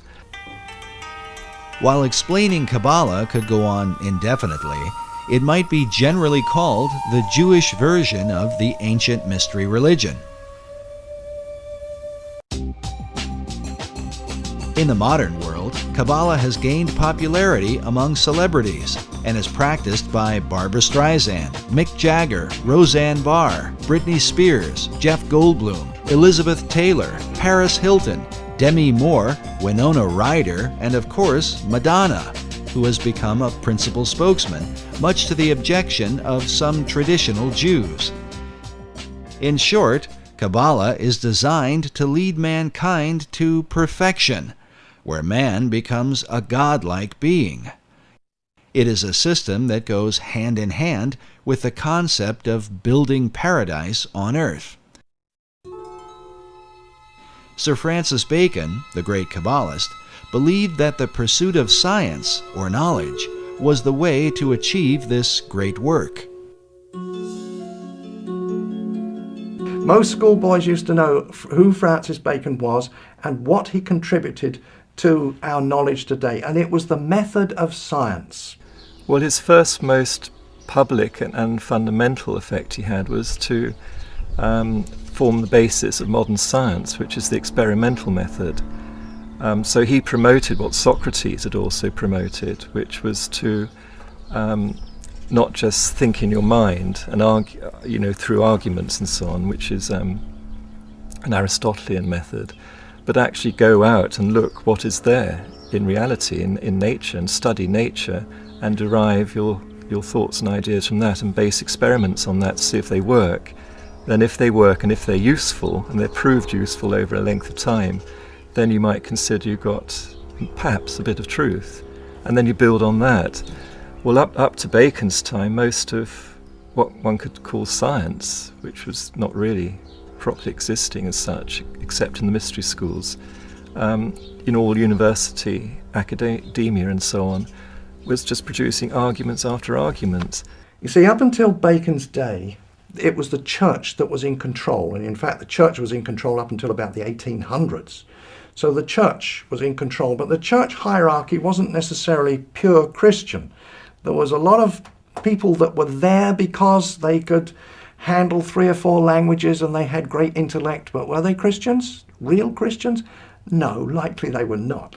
They knew their scripture, of course, but they were operating by the world system, and so the world system corrupted them. This corruption extended to their powers of discernment. While the Bible teaches that men should prove all things, many church academics in the Middle Ages trusted in an unsound method of deductive reasoning, based upon a faulty understanding of the Scriptures. And typically it would go this way, to give an example. They would take from the book of Acts where it says, and the gospel was preached to the whole world. That's one statement. Now the common statement that goes with that is, but the disciples and the apostles never went to the whole world. And therefore you could deduce from those two statements that, well, there were no people on the other side of the world to preach to.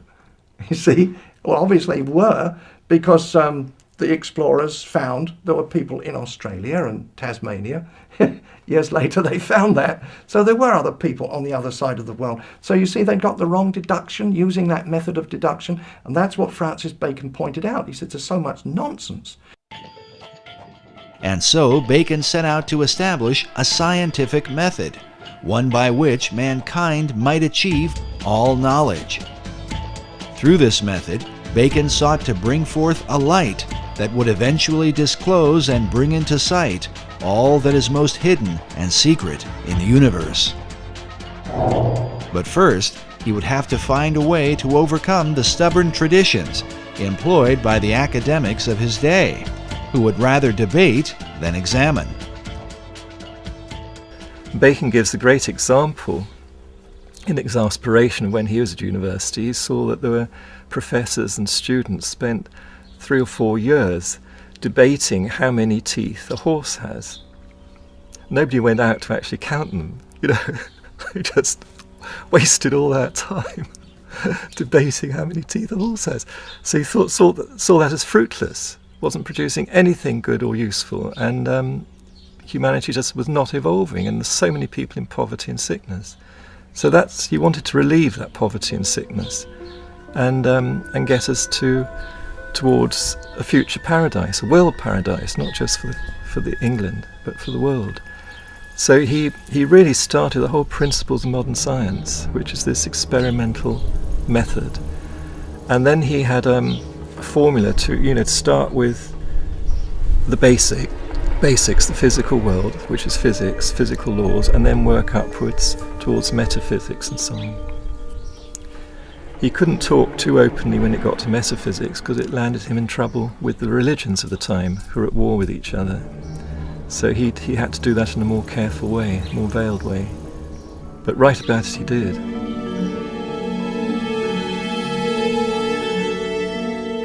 Bacon's metaphysical ideas led him into teachings that would have been condemned by both the Catholic and Protestant churches of his day. He is said to have made contact with the spirit realm, and that upon hearing a heavenly voice, he was given his life's work. To protect himself, he kept his practices veiled within secret societies, in particular the ancient Brotherhood of the Rose and Cross. The Rosicrucians had long believed that powers and principalities from the spirit realm possessed secret knowledge that might be used for the benefit of mankind. These and other teachings were to be kept hidden from those considered profane, and especially from the Church. The Rosicrucians had to be a secret society. Their object was to discover God's truths after him. But some of their methodology was bordering on witchcraft. For instance, the transmutation of base metals into gold, they claimed they could do it. I don't think so. They claim that they could communicate with angels and demons. Well, in the first place, the scripture tells you not to do it. But their idea was that if you could do that, surely those people, those creatures at least, the angels and the demons, they know a lot of things that we don't know. After all, they've been around since time immemorial, and they are familiar with heaven itself, so surely they can tell us many secrets. Well, the church, you see, would take a dim view of that, and they could be put to death for that sort of thing. The Rosicrucian Society had been formed in England prior to Bacon's birth, in part for the purpose of protecting Queen Elizabeth I. In the 16th century, the conflict between Roman Catholicism and the Protestant Church of England was at its peak.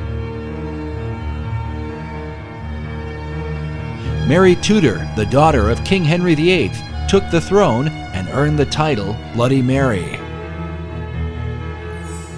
They were looking for another heir, and so there were no boy heirs of, or no legal boy heirs of Henry, but he had daughters. And so we have Mary. And Mary was now 37, she was one of his daughters, and so she was installed as queen, and that was just after he died, so that would be in 58.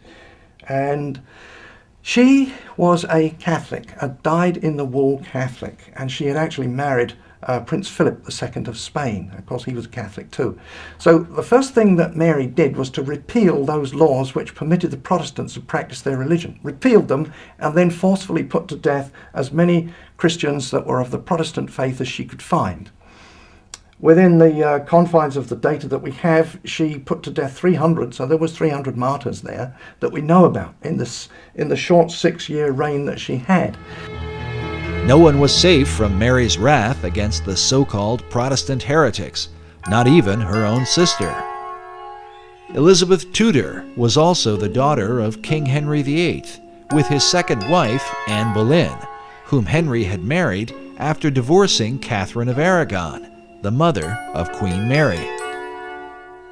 When she was installed as queen, she put her sister Elizabeth I in jail, because she was suspected of being a Protestant, so she went to the Tower of London.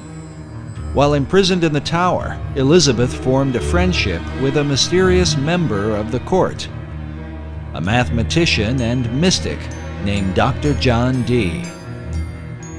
He was known in the early Elizabethan days as the real wise man, the magus, and he was into a lot of esoteric study.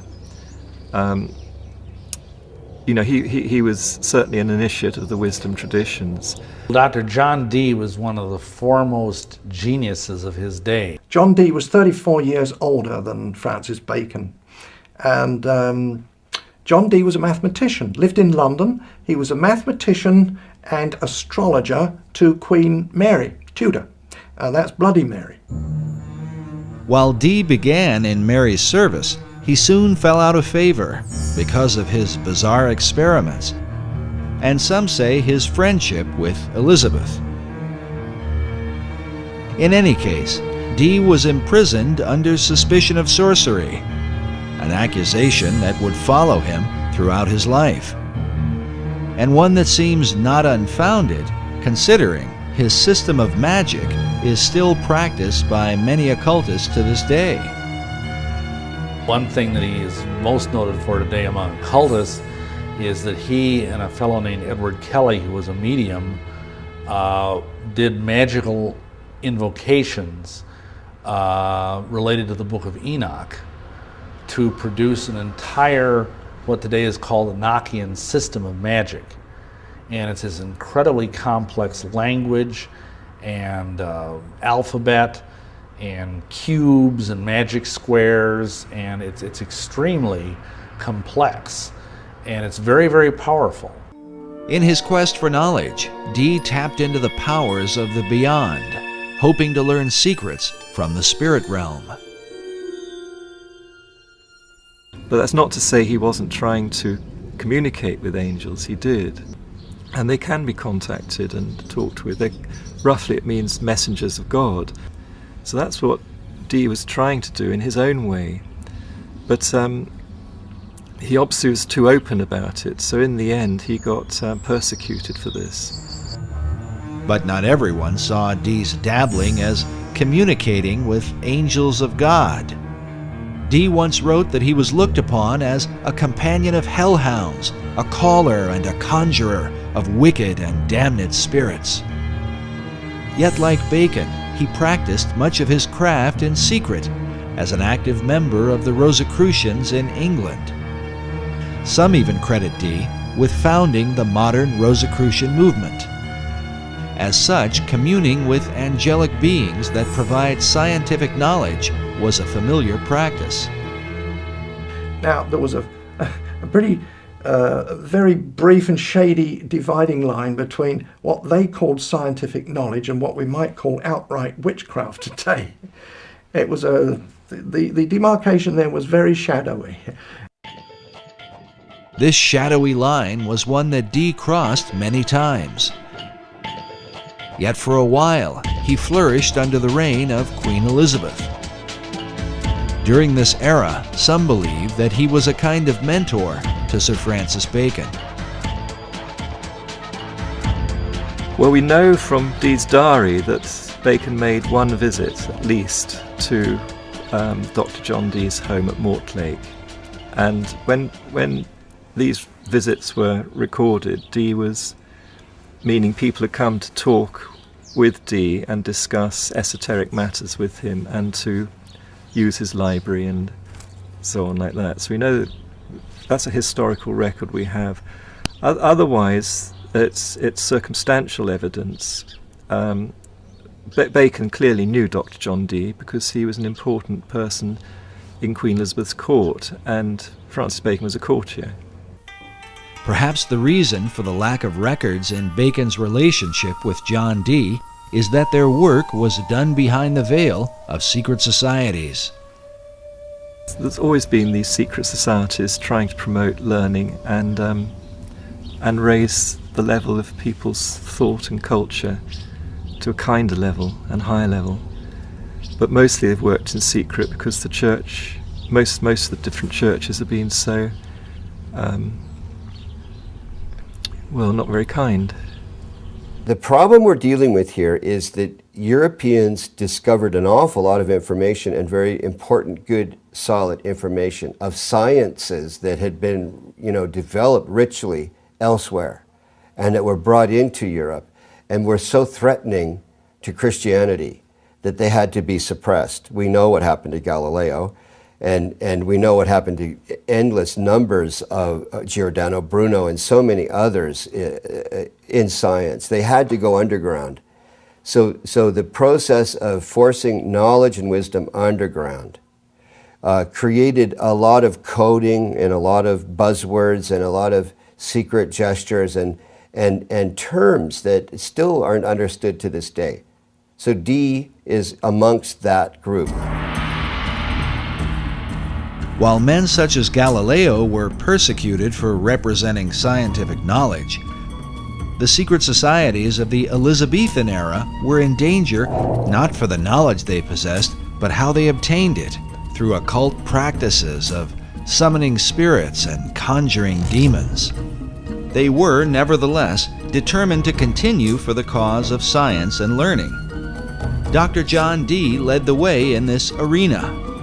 His method became known as angel magic because of his contact with spirits that Dee believed were sometimes good and sometimes evil.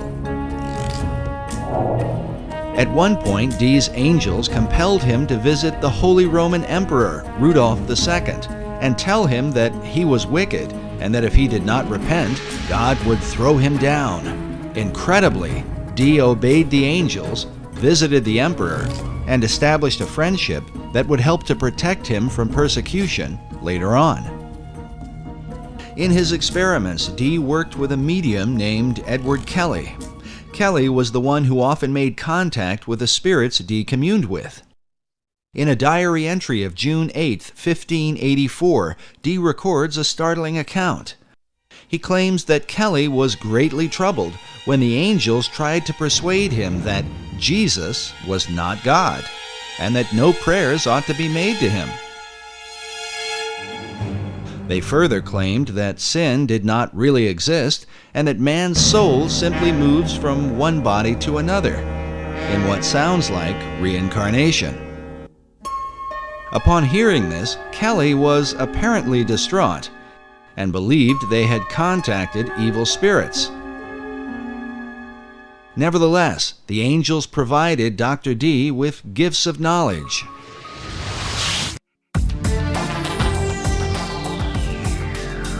Dee was the first to apply Euclidean geometry to navigation. He built the instruments for and trained the first-rate navigators. He is credited with coining the word Britannia, or Britain, and his influence laid the foundation for what would become the British Empire. He made his own maps and is said to have charted the northeast and northwest passages in his attempts to increase the wealth of England by gaining access to the New World. And believe it or not, the New World has been secretly influenced by his example. John Dee is considered the original wizard. He was the inspiration for the character of Prospero in Shakespeare's The Tempest, and for Christopher Marlowe's Dr. Faustus. In the modern world, Dee was the role model for J.K. Rowling's Albus Dumbledore in the Harry Potter books, the character of Gandalf in Tolkien's Lord of the Rings, and even Ian Fleming's James Bond. Few people know that John Dee was the original Agent 007 in Her Majesty's Secret Service. Ian Fleming got the idea for his designation 007 for James Bond from the fact that that was how John Dee would sign his correspondence when he was overseas working as a spy for Queen Elizabeth. He would always sign his name 007. And that's where the concept came in for James Bond. Because James Bond was originally intended to be kind of a modern day Dr. John Dee, although it never really developed that way. While Dee's character continues to intrigue, some would argue that compelling the imaginations of literary minds was not his greatest influence. This image shows what appears to be a wizened old man passing a lamp in the dead of night to a younger man in Elizabethan clothing. Baconians believe this old world engraving represents Dr. John Dee passing the lamp of esoteric knowledge and wisdom to his successor, Francis Bacon. Both Bacon and Dee were men of science, dedicated to the advancement of learning. Both men were members of the Rosicrucian Society, of which Bacon would become the chief. Like Bacon, John Dee believed that America was indeed the lost continent of Atlantis.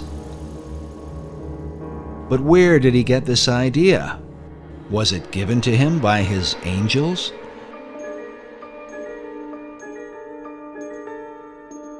And did he pass this concept on to Francis Bacon? We can only speculate. But when Queen Elizabeth took the throne, the dream of colonizing this new Atlantis would come closer to being a reality. When Bloody Mary, as she was called, this was Mary Tudor, who had been now on the throne and persecuting the Christians, and she died, perhaps ironically, with a false pregnancy. And so when she died in 1558, then after that, Elizabeth I came in as queen. And so there were questions of what day should be chosen for Elizabeth's coronation. The coronation of a new ruler was an important event, the timing of which, it was believed, could determine the success or failure of a monarch's reign. To ensure her good fortune, Elizabeth called upon her old friend, Dr. John Dee. He was the Queen's astrologer too. He computed the date for her to be crowned. Astrology in those days didn't mean necessarily what we understand it to mean today. There were some odd things about it, but there was a study of the stars that we would call today astronomy. So they had to know about the movements of the stars and the planets, and they were pretty knowledgeable about that. So it was a strange mixture of astrology and astronomy. So that's what he was doing. It's debatable how the efforts of Dee's astrology impacted the course of England. But when the new queen took the throne, it marked the beginning of an unprecedented era in English history. During this time, the language of the New World would be transformed, ancient knowledge would unfold, and the course of the philosophic empire would be established. The modern world would be changed forever, largely because of Queen Elizabeth I. And she was bright. This was Queen Elizabeth of England, one of the brightest queens that England has ever had. Whether she was a true Christian or not was perhaps doubtful, but at least she did support the Protestant cause and not the Catholic one.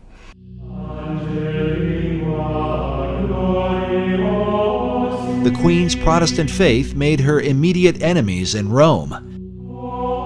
In April of 1570, Pope Pius V issued a papal bull excommunicating her from, quote, the unity of the body of Christ. Well, that meant that the Pope was saying to all the Catholic kings of Europe, go and invade England, kill the Queen, take over the country, and make it Catholic, and I'll give you my blessing. So that was a huge threat to England and the Queen. So the English, who didn't like that, didn't like that idea, they formed a close-knit protection around the Queen and their country. To answer the threat of spies and assassins from Rome, the English set up an intelligence network under the leadership of Sir Francis Walsingham, known as the Queen's Spy Master. Among his secret agents were Dr. John Dee and later on Sir Francis Bacon, along with their Rosicrucian Society, which is said to have been formed in England for the purpose of protecting Elizabeth. But some suspect the Order of the Rose and Cross had yet another agenda. I think they would have definitely been on the Protestant side of things. They would have had a vested interest in using all of their both political savvy and occult savvy to protect the Queen, but I also think they had an esoteric agenda as well. This society had a very esoteric base. Behind it had links with the wisdom societies, the wisdom traditions throughout Europe, and inherited a lot of that wisdom light being passed on. And so they had an inner program which was to try to raise consciousness of society. According to Bacon, Rosicrucianism seemed to represent the very heart and focus of the entire New Atlantis concept. Francis Bacon's last book that he was writing at the time when he allegedly died, that was 1626, but his last book was called The New Atlantis, and the subtitle was The Land of the Rosicrucians. Why the Land of the Rosicrucians, or Rosicrucians? Why did Bacon deem their influence to be so important? Rosicrucianism gets its name from the symbols, the main symbols used, and that's the rose and the cross. But these are very ancient symbols. They go back long way in time, and being used by different societies for thousands of years. In the hands of different societies, the symbol has been interpreted in a variety of ways. There is the decipherment of the rose that received much attention in Dan Brown's Da Vinci Code. The rose is a symbol of secrecy, and the term in Latin that characterized the relationship of the rose to secrecy was sub rosa, meaning under the rose. So secret orders world round, when they swear to secrecy, swear sub rosa.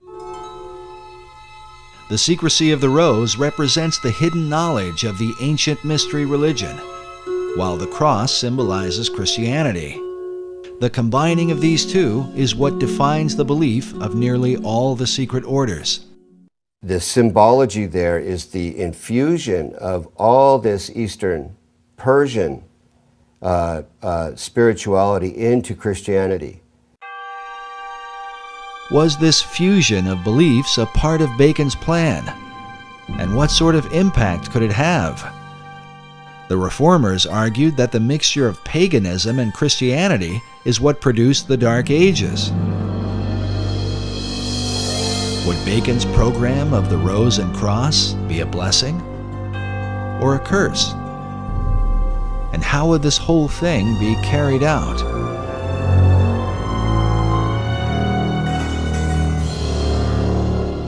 When one follows the Rosicrucian trail, John Dee was a very, very key influence in the historical Rosicrucians, and some say even the founder of it, the first president of it.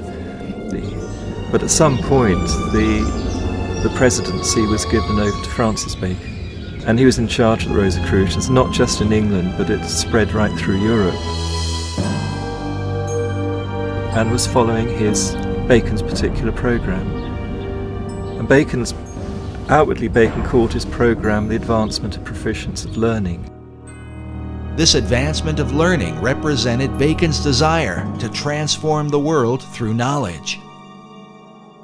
But he recognized that the key to obtaining knowledge was in a people's ability to communicate.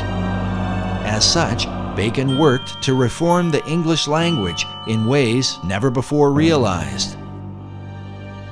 And it is a bit strange that the English language, as crude as it was in the time of Bacon's youth, by the time he died, it was becoming one of the most refined languages. But in England at that time, the English was dreadful. It was garbled with all kinds of different dialects, because if you think about it, England was made up of the Saxons, the Danes, the Gauls who had invaded, they were the Frenchmen, and they had a whole mixture of languages. So very often one Englishman could not communicate with another. To address the problem, Bacon surrounded himself with writers and poets who were like-minded. All these people, these kind of intellectual people, they all read and wrote in Latin, but they said, look, we need an English language. We're going to be a great country. So they needed a language and literature. So how to develop that skill. And that's what, I think that's principally what Bacon did. He gathered around him a literary society, you know, writers, poets, artists as well. And some of them were employed to, as part of the Secret Service of Queen Elizabeth. And they had communications with people all over Europe, in all the different countries of Europe. And from their letters they derived the roots of new English words, which they invented and put out. These new words were put out through a variety of literary works, books and poems and plays of the theater. Bacon's circle of writers and poets were largely responsible for the explosion of English literature during the Elizabethan era. They included such notable authors as Ben Jonson, Christopher Marlowe, Sir Walter Raleigh, and Edmund Spenser, to name a few. In addition, Bacon was dedicated to bringing the sacred knowledge of the ancient world to English-speaking people, knowledge otherwise kept hidden by the barriers of language. When he died, and subsequent to that, they've culled together at least 2,000 books. Not books that he wrote, because obviously one man couldn't write that number, but he had what he called a scriptorium. These were scribes who he paid to write for him. When he was the Lord High Chancellor of England, he had wealth, and he used to pay the scriptorium, these scribes, and he paid people to translate the classic books, Homer's Iliad, all the old Greek, the Roman classics, and all those classics, Livy, translate them all into English and put them in books. It turns out too that Bacon had a printing press. He had a factory with using brass plates for printing. That was his own thing. Nobody knew about that until rather recently. But nevertheless, there were 2,000 works that we know of that passed through his hands in one way or another to give literacy to the English public. Printing presses to make these books available to many people at a cheap price. But Bacon's purpose and that of his literary society was to prepare the people of the old world to colonize the land of the new. As the term colonization scheme suggests, the launching of Bacon's plan for America was not by chance, but by design. It could be said that his great scheme began at an early age, perhaps when he was sent by Queen Elizabeth I to the court of France, where he was inspired by the example of the French poets.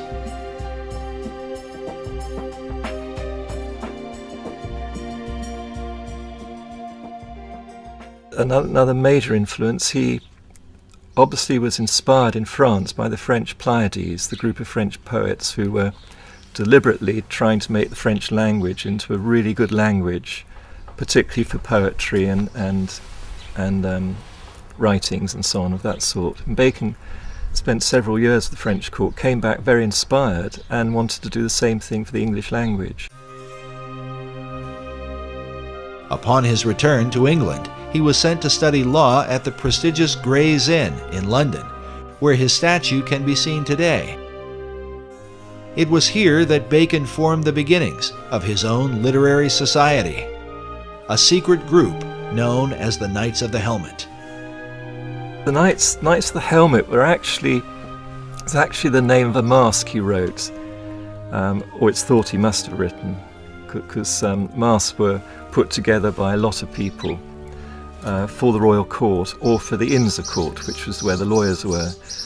And to get a job as a lawyer or a minister or official in the government, you had to be, first of all, a lawyer, and you had to know how the royal court worked. So every year they had to put on huge celebrations imitating the royal court, and part of that celebration was masks. And many people were involved in creating these entertainments with their masks. Francis Bacon just one of them, but he became a key one, and he wrote quite a lot of the mask material, which one can identify. You know, once you get to know Bacon and his writings, you can identify what was done. And he's acclaimed by the lawyers as being the great one who inspired them and led them and wrote for them, you know.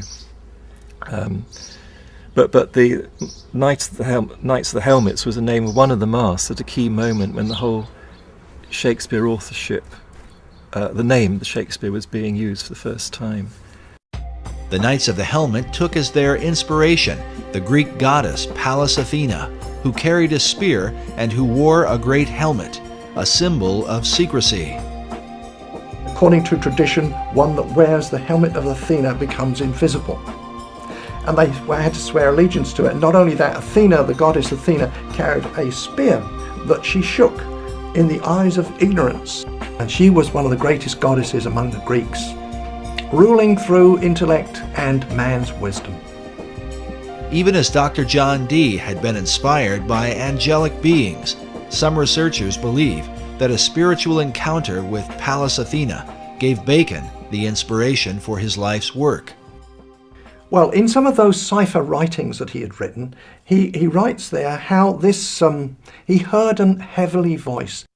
The voice he heard inspired him towards secrecy and to imitate the work of God. The Divine Majesty takes delight to hide his work, according to the innocent play of children. Surely for thee to follow the example of the Most High God cannot be censored. Therefore put away popular applause, and after the manner of Solomon the king, compose a history of thy time, and fold it into enigmatical writings and cunning mixtures of the theatre. That was his mission in life. And for the rest of Bacon's life, he was dedicated to that one purpose. Baconian scholars believe that Bacon's revelation led him to develop a series of theatrical works that would teach the English people and transform them into a nation that could one day dominate the world and resurrect the Atlantean dream. Believing that he put away popular applause as his heavenly voice had commanded, he is said to have written behind the identity of William Shakespeare. Shakespeare is a synonym for Apollo and Pallas Athena. They're both known as shakers of the spear in classical tradition. And the spear represents a ray of light, a ray of wisdom. And they shake that spear at the dragon of ignorance. Exactly what Ben Jonson says in his preface to the Shakespeare Folio, to shake a lance at the dragon of ignorance. And this is the role of an Apollo or Pallas Athena. And they have always been the muses of the other 9 muses, who themselves are the muses of all the writers, poets, artists, and so on in history. So Apollo and Athena are the great inspirers. They're the great Shakespeares. Bacon incorporated these Greek gods within a key symbol, the AA headpiece representing Apollo and Athena. Usually one of the A's is shaded, denoting a light and dark side. This symbol is found printed at the head of certain pages within the Shakespeare Folio and among the acknowledged works of Francis Bacon. Of the two polarities, Apollo and Athena, it was Athena that seemed to dominate Bacon's imagination. Pallas Athena was, she shook her spear at the eyes of ignorance. So she was the spear shaker. Now, she's always been known as the spear shaker. That was long before the time of Bacon. Back to the Greeks, the spear shaker. So he took that name, spear shaker, and just turned it around to make it Shakespeare. And it used to be written with a hyphen, and then it became one word, Shakespeare, as the name of the playwright for those Shakespearean plays. But what of the real William Shakespeare, the Stratford man whose name has been revered for nearly 500 years? His writings have been attributed to a number of other authors, including the playwright Christopher Marlowe, Edward de Vere, the 17th Earl of Oxford, and even Queen Elizabeth herself. But Sir Francis Bacon seems to lead the pack of would-be bards, with well over 200 books, essays, and pamphlets on the subject, many of which insist he is the real and true Shakespeare. Meanwhile, Baconian scholars argue that the Stratford man simply lacked the experience and education to have written the works that bear his name. There is a mystery, because when you look at the plays, everything that's in them and what lies behind them in terms of experience, knowledge, and so on like that's expressed through the plays, and the philosophy in the plays, and so on like that, they do not match up with what we know of the life of the actor. In fact, the life of the actor is quite well known. There's quite a lot of research been done on William Shakespeare Stratford, so a lot is known about his life, and none of it matches up what you can deduce from the author from the plays themselves. In fact, the more we find out about the life of the actor, the worse it gets. Here you have a guy who is barely literate enough to make a mark, much less write his name. His mark was only existent in 5 documents. There's not a single letter either from him or to him by any of his contemporaries. How can this guy have written the greatest literary works in the history of the world? It just didn't happen. Whoever's the author certainly knew about certain things happening abroad in the royal courts, in France, in Italy, and in Spain. Not only taught the workings of the court, but the intrigues as well, and who would know that? Certainly not a play actor like the William Shakespeare. There's no way that man could have known the intrigues that went on inside the court. But Francis Bacon did. He was well familiar with it. He was brought up in the court. You can't just say, oh, genius did it all. It's impossible for genius alone to do that. You've got to have all that background experience, knowledge, and so on, to get something like the Shakespeare plays. There's even a quote from one of the justices, one of the English justices, that it's clear that from the Shakespeare writings that the author had to be an attorney, because there is not a single legal error contained in any of them. The author writes naturally as if he's a lawyer. It doesn't just put in legal terms here and there just to suit the story. It just legal terms and the whole legal jargon just rolls off him absolutely naturally, as if he's used to living in that environment all the time. Well, that doesn't fit the actor from Stratford. There's just no way the historic William Shakespeare could have written these plays. There's only one person who could possibly be the author of those plays, which is Francis Bacon. Yet wouldn't the colossal size of all the plays, poems, and sonnets be too much for Bacon himself to complete, especially while becoming a lawyer, launching modern science, and writing the many other works attributed to him? This could be where the Knights of the Helmet took part, as evidence suggests that the plays may have been the collective effort of Bacon's literary society.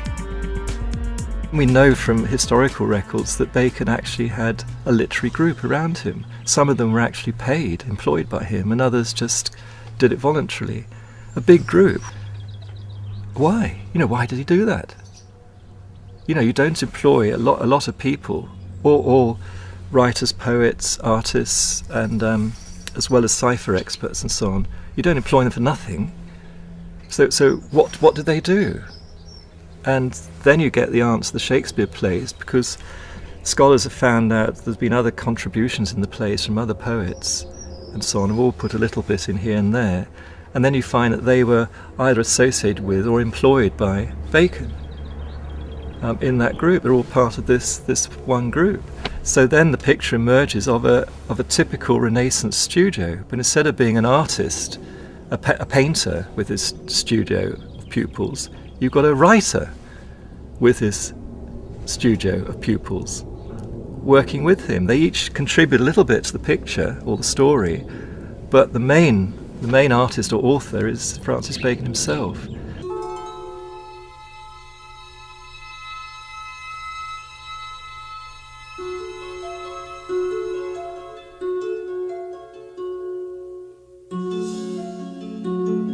But in the town of Stratford-upon-Avon, people come from all over the world to view the birthplace of the man considered to be the greatest literary mind of all time. In Stratford, they hold a strong view against the suggestion that Shakespeare was anyone but himself. It's a conspiracy theory, and it's all aimed at toppling the greatest writer who's ever lived. There is a Shakespearean trust in England, and these are people who are dedicated to the cause of supporting and maintaining that William Shakespeare, the actor, was the actual playwright. I think it's highly unlikely. Dr. Paul Edmondson is the head of education at the Shakespeare Birthplace Trust in Stratford-upon-Avon. In this debate, he is known as a Stratfordian, not just because of where he lives, but because of his traditional view of Shakespeare. The Stratfordians are considered the academic adversaries of Baconians. We asked Dr. Edmondson to comment on the Bacon-Shakespeare theory.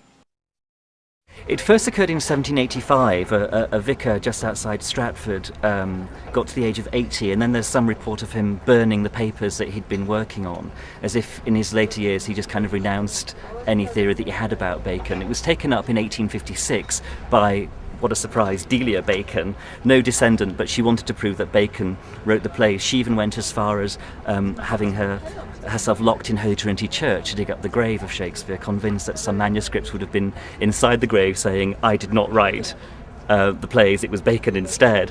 And she didn't get as far as digging up the corpse of Shakespeare, and later she went mad after the publication of her book. But her book was groundbreaking. She had good support from Nathaniel Hawthorne, Mark Twain. She knew literary figures in the States. Mark Twain was certainly convinced that the historic William Shakespeare did not write the Shakespeare plays.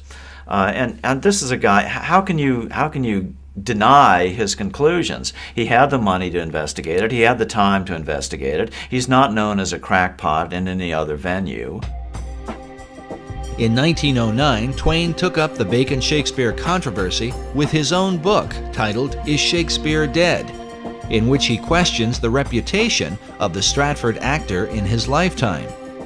He's saying that in Shakespeare's own life, no one regarded him as being important or famous or a brilliant playwright or anything like that. It was only 2 or 3 generations after his death that suddenly the historic William Shakespeare became a big deal.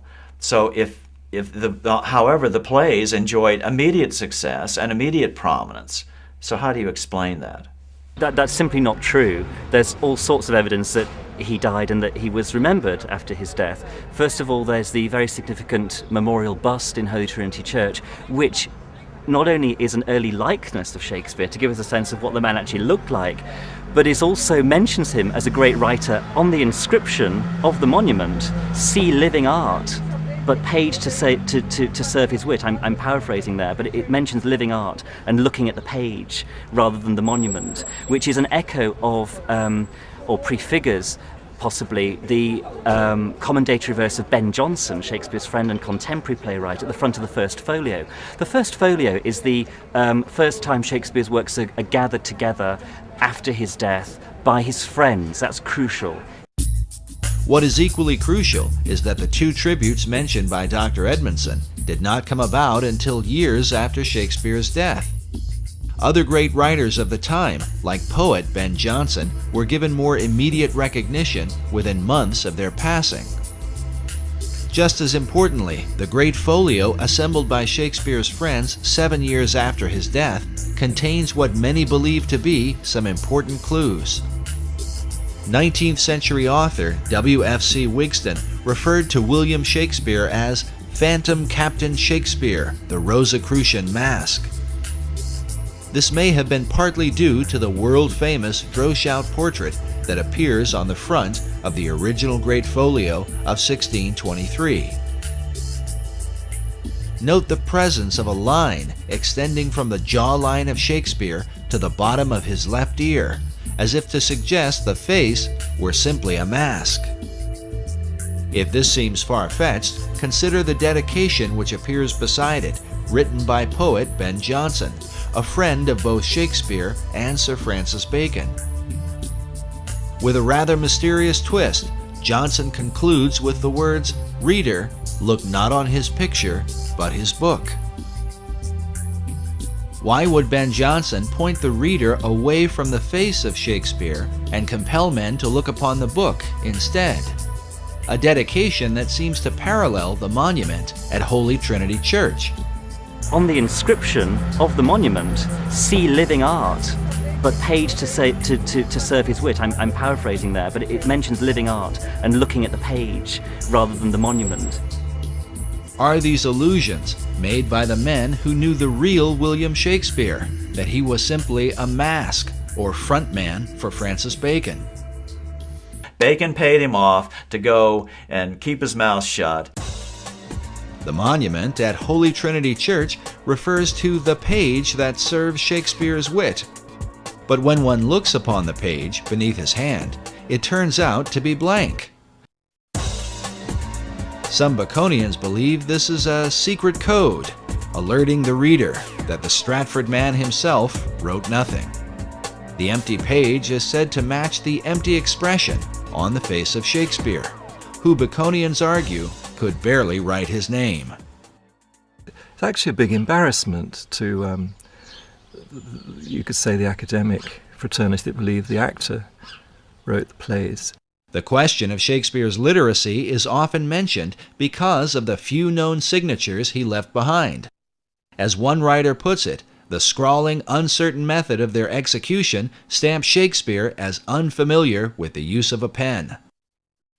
Perhaps a modern equivalent of this is to say, you know, how good is your signature on your credit card? How good is your signature when you sign your name in a shop or on a bank transaction or whatever?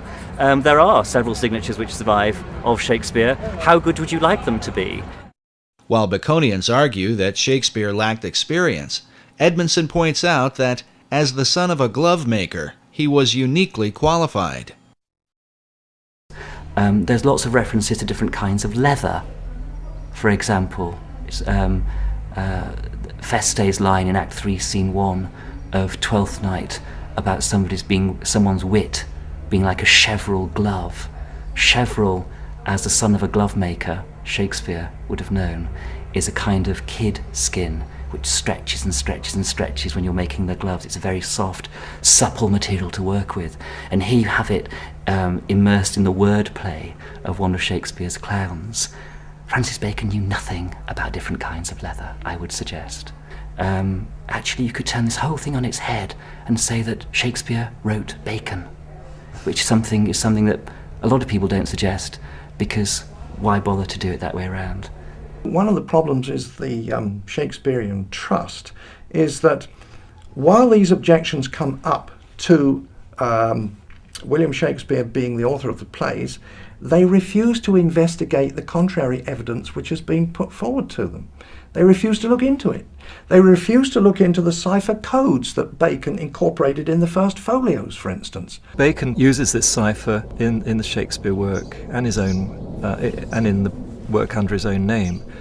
But he also, in doing that, signs his name and the name of the Rosicrucian fraternity. This code system of writing he used all his entire life.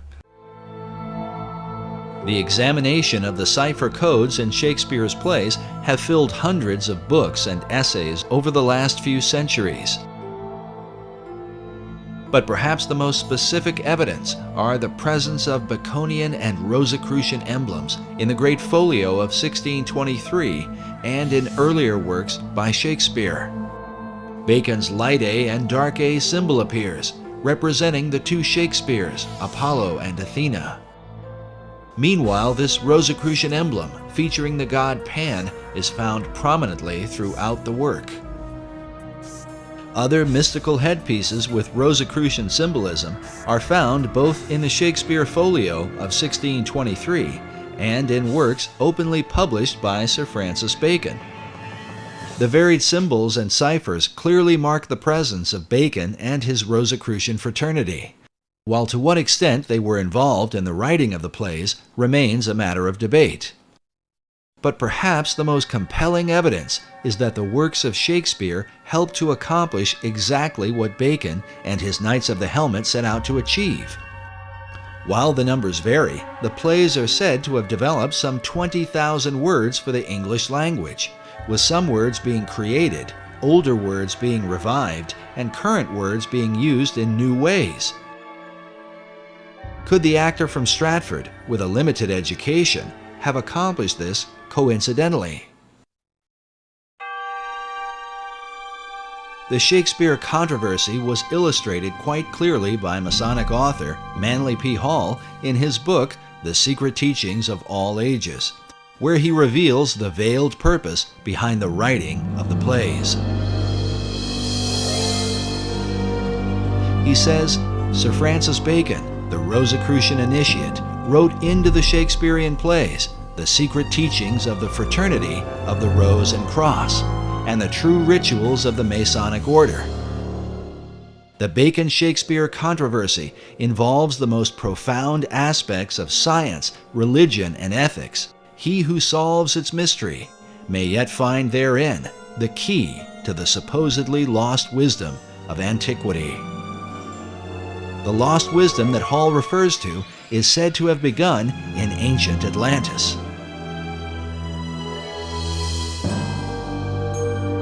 Is this the real key to understanding Shakespeare?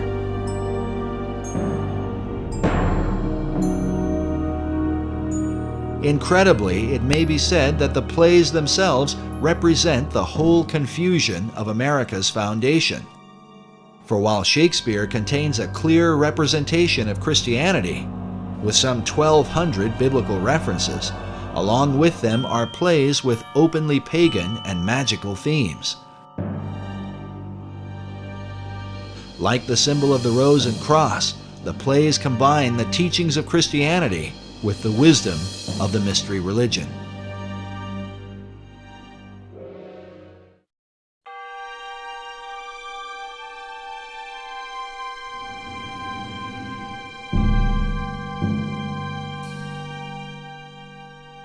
The purpose in blending religions in this way might have been to avoid the wars and conflicts that have afflicted men over the centuries.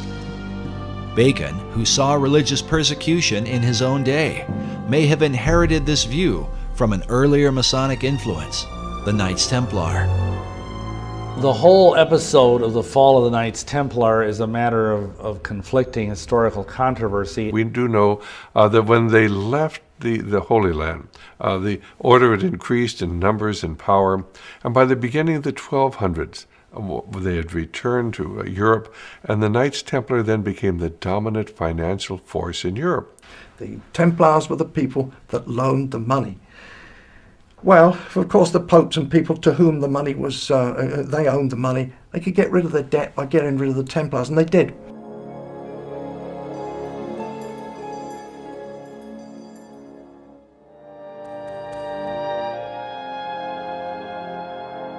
But in addition to the issue of debt, the Templars were accused for embracing certain religious doctrines they had picked up during their time in the Holy Land.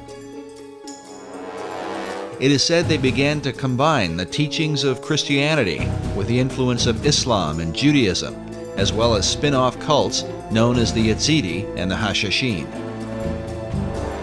What people did not understand is they had adopted the teachings of the ancient esoteric religions. And they were decreed by the Pope in 1308 in Europe and 1309 in England that the Templars should be disbanded, if not hunted down and killed. Many Templars were tortured under the Inquisition and even burned at the stake for heresy. But some of them escaped. And a lot of them, I think, went underground, because by no means did the dragnet, if you will, capture all of them. A lot of them fled to Scotland. They had to go into hiding. And one of the places they found to hide was the Masonic Lodge. There's no question but that the Knights Templar are the real fulcrum of the latter development of Freemasonry. And that's not saying that Freemasonry did not pre-exist the Knights Templar. It did. As the builders, as guilds of builders throughout Europe. It is from the influence of the Knights Templar that many believe Masonry began to develop its modern philosophy. A philosophy literally carved in stone and found in one of the most intriguing monuments of the Western world. Just outside of Edinburgh, Scotland, is the Rosslyn Chapel, a place that may well provide a door to understanding Masonry, the Knights Templar, and the ancient plan for America. It very conclusively demonstrates a profound relationship between Scotland and the Templars and the Freemasons, which is not really any big revelation. But of course, the whole idea is that the three things go together. The chapel was built in the 15th century by William St. Clair. The tomb of his ancestor of the same name, and who died a century earlier, is found within. His name, as it appears, William St. Clair, Knight Templar, is believed to be a link between the Templars and the Scottish Masons who built this mysterious chapel. The chapel the foundation stone was laid in 1446, and it was finished about 1492. So it took 50 odd years to build. And the interesting fact is that William St. Clair, the builder, was 50 when the job started, and he died when it stopped. So this man was uniquely old, because in medieval times you wouldn't expect to live perhaps more than 35 years or so. But William St. Clair was into his 90s, so he was a remarkable character all the way around. Everything about him was remarkable, including the legacy he's left us. The legacy of Rosslyn Chapel seems to be the very essence of the Templar belief and that of secret societies everywhere. The removal of all boundaries concerning world religion. As noted before, this Gnostic theme is well captured in Dan Brown's best-selling book, The Da Vinci Code, a work that has created worldwide controversy. During our visit to Rosslyn Chapel, we encountered Erwin Lutzer, author of the book, The Da Vinci Deception. Of course, as we know, Rosslyn Chapel has become famous because of the Da Vinci Code. And you have people coming from all over the world staring at its ceilings, trying to crack its codes. As we walk through it, it's very probable that the Masons who built it had a field day. They decided that they were going to combine all kinds of mythological elements along with the Bible. So you have Masonic elements in the chapel, you have some pagan elements, you have Christian elements, and they're all thrown together. Rosslyn Chapel is probably one of the most extraordinary buildings in the world. It is like a Disneyland of Masonry and Rosicrucianism. I think the chapel is an enigma. It satisfies the needs of a great number of people who come to Rosslyn for a whole raft of reasons. If you're a Knight Templar or a Freemason, if you are an American looking for some links with the New World before it was discovered, if you're a Sinclair, if you're religious or an art historian or an architectural historian, an esoteric, Rosslyn has got something for you. If you're a paganist, we have over 110 green men. Most churches will have 1 or 2 green men, but we have over 100 of them. The green man is a representation of an ancient fertility god, just one of the many pagan icons in the chapel. And so Rosslyn, not only does it offer a great many things to different people, but it also offers a mystery. The mystery, he explains, is that Rosslyn Chapel, while designed as a Christian church, is filled with so many religious symbols, a person is confused about what they are compelled to worship. It's like having a VCR. You know pretty much what it's meant to do, but you can't actually make it work properly. No one can follow the instructions. And the chapel is like that. We know it's a church. That's fair enough. But it has so many other little stories connected with it and mysteries, and the carvings are not particularly clear, and they can be interpreted one way or another. And so for everything you see in the chapel, there's probably 3 answers. And that, I think, is its great appeal. Centuries after its construction, researchers continue to question the overarching message of the chapel. What was the intent of its design? It may have had a point for the Masons who made it, in the sense that there were various messages that were conveyed. Essentially, Masonry's doctrine, foundationally, and they will even say this publicly, is universalism. which is the idea that basically all religions are the same. It doesn't matter what religion you are, as long as you're sincere and devout in your beliefs, and that all men, they say, may gather at the hospitable altars of Masonry no matter what their religious belief. So in that sense, they're very much part of pushing toward a one world religion, and to view biblical Christianity as basically the enemy. Because biblical Christianity makes unique claims about itself that none of these other groups, the Rosicrucians, the Masons, any of these groups, will acknowledge. Some of us are convinced it's important that Christianity be held distinct from some of the elements that are found here in Rosslyn Chapel. After all, the message of Jesus Christ is very, very unique. But throughout history, you've always found those who want to blend together various ideas, various organizations, and various religions.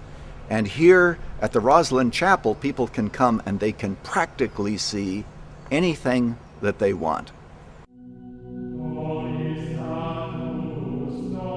But within the monument is evidence, not only of what the Templars and Masons came to believe, but perhaps a reflection of things to come. The promise of a land where one day their ancient hope might be fulfilled. For inside Rosslyn Chapel, along with the haunting imagery, is evidence of the New World prior to the discovery of Columbus. Well, there is this window which is decorated. The window frame is decorated with Indian corn or maize, and the chapel was built in the 15th century. So it is strange that Indian corn, which wasn't ever grown here, is used as a motif. The chapel was finished around 1492, the same year Columbus is thought to have come to America. This would mean the carvings would have been completed beforehand. But how did the Masons who built this chapel have knowledge of Indian corn, a crop not grown in Europe and indigenous to the New World? Who knows? There are lots of mysteries about this chapel. Another mystery is the presence of Aloe cactus plants, also indigenous to America, and like the Indian corn, carved along the arches of the chapel. But even with these, academics have been skeptical. Yet a third carving, a trefoil plant or type of clover, is said by Rosslyn Chapel director Stuart Beattie to have convinced one skeptic in particular. The trefoil plant is quite interesting. Rosslyn Chapel does have carvings of plants that we believe came from the New World before Columbus discovered America. We've had these plants investigated, and a botanist from the university had a good look at them, and he wasn't particularly convinced, as academics need to be. He wasn't 100% sure that these plants were in fact Aloe cactus and sweet corn. And I think his logic was that the people who went to the New World and recorded these images on parchment brought those images back. They would have been translated to wood and then subsequently translated to stone. And it's that process which removes them from the original 2 or 3 times, which means that there are discrepancies that can build in. And so, being an academic, he was uncomfortable with these images. And when looking around the chapel, he suddenly, his eyes lit up, and he came and got me, and he said, whilst I was fairly unsure about the sweet corn and Aloe cactus as being honestly genuine, I have found a trefoil plant on what would have been the outside of the chapel at the time, but is now the baptistry, that would only have been found in the New World. Therefore, I am much more comfortable to say that the other plants are also honest and true.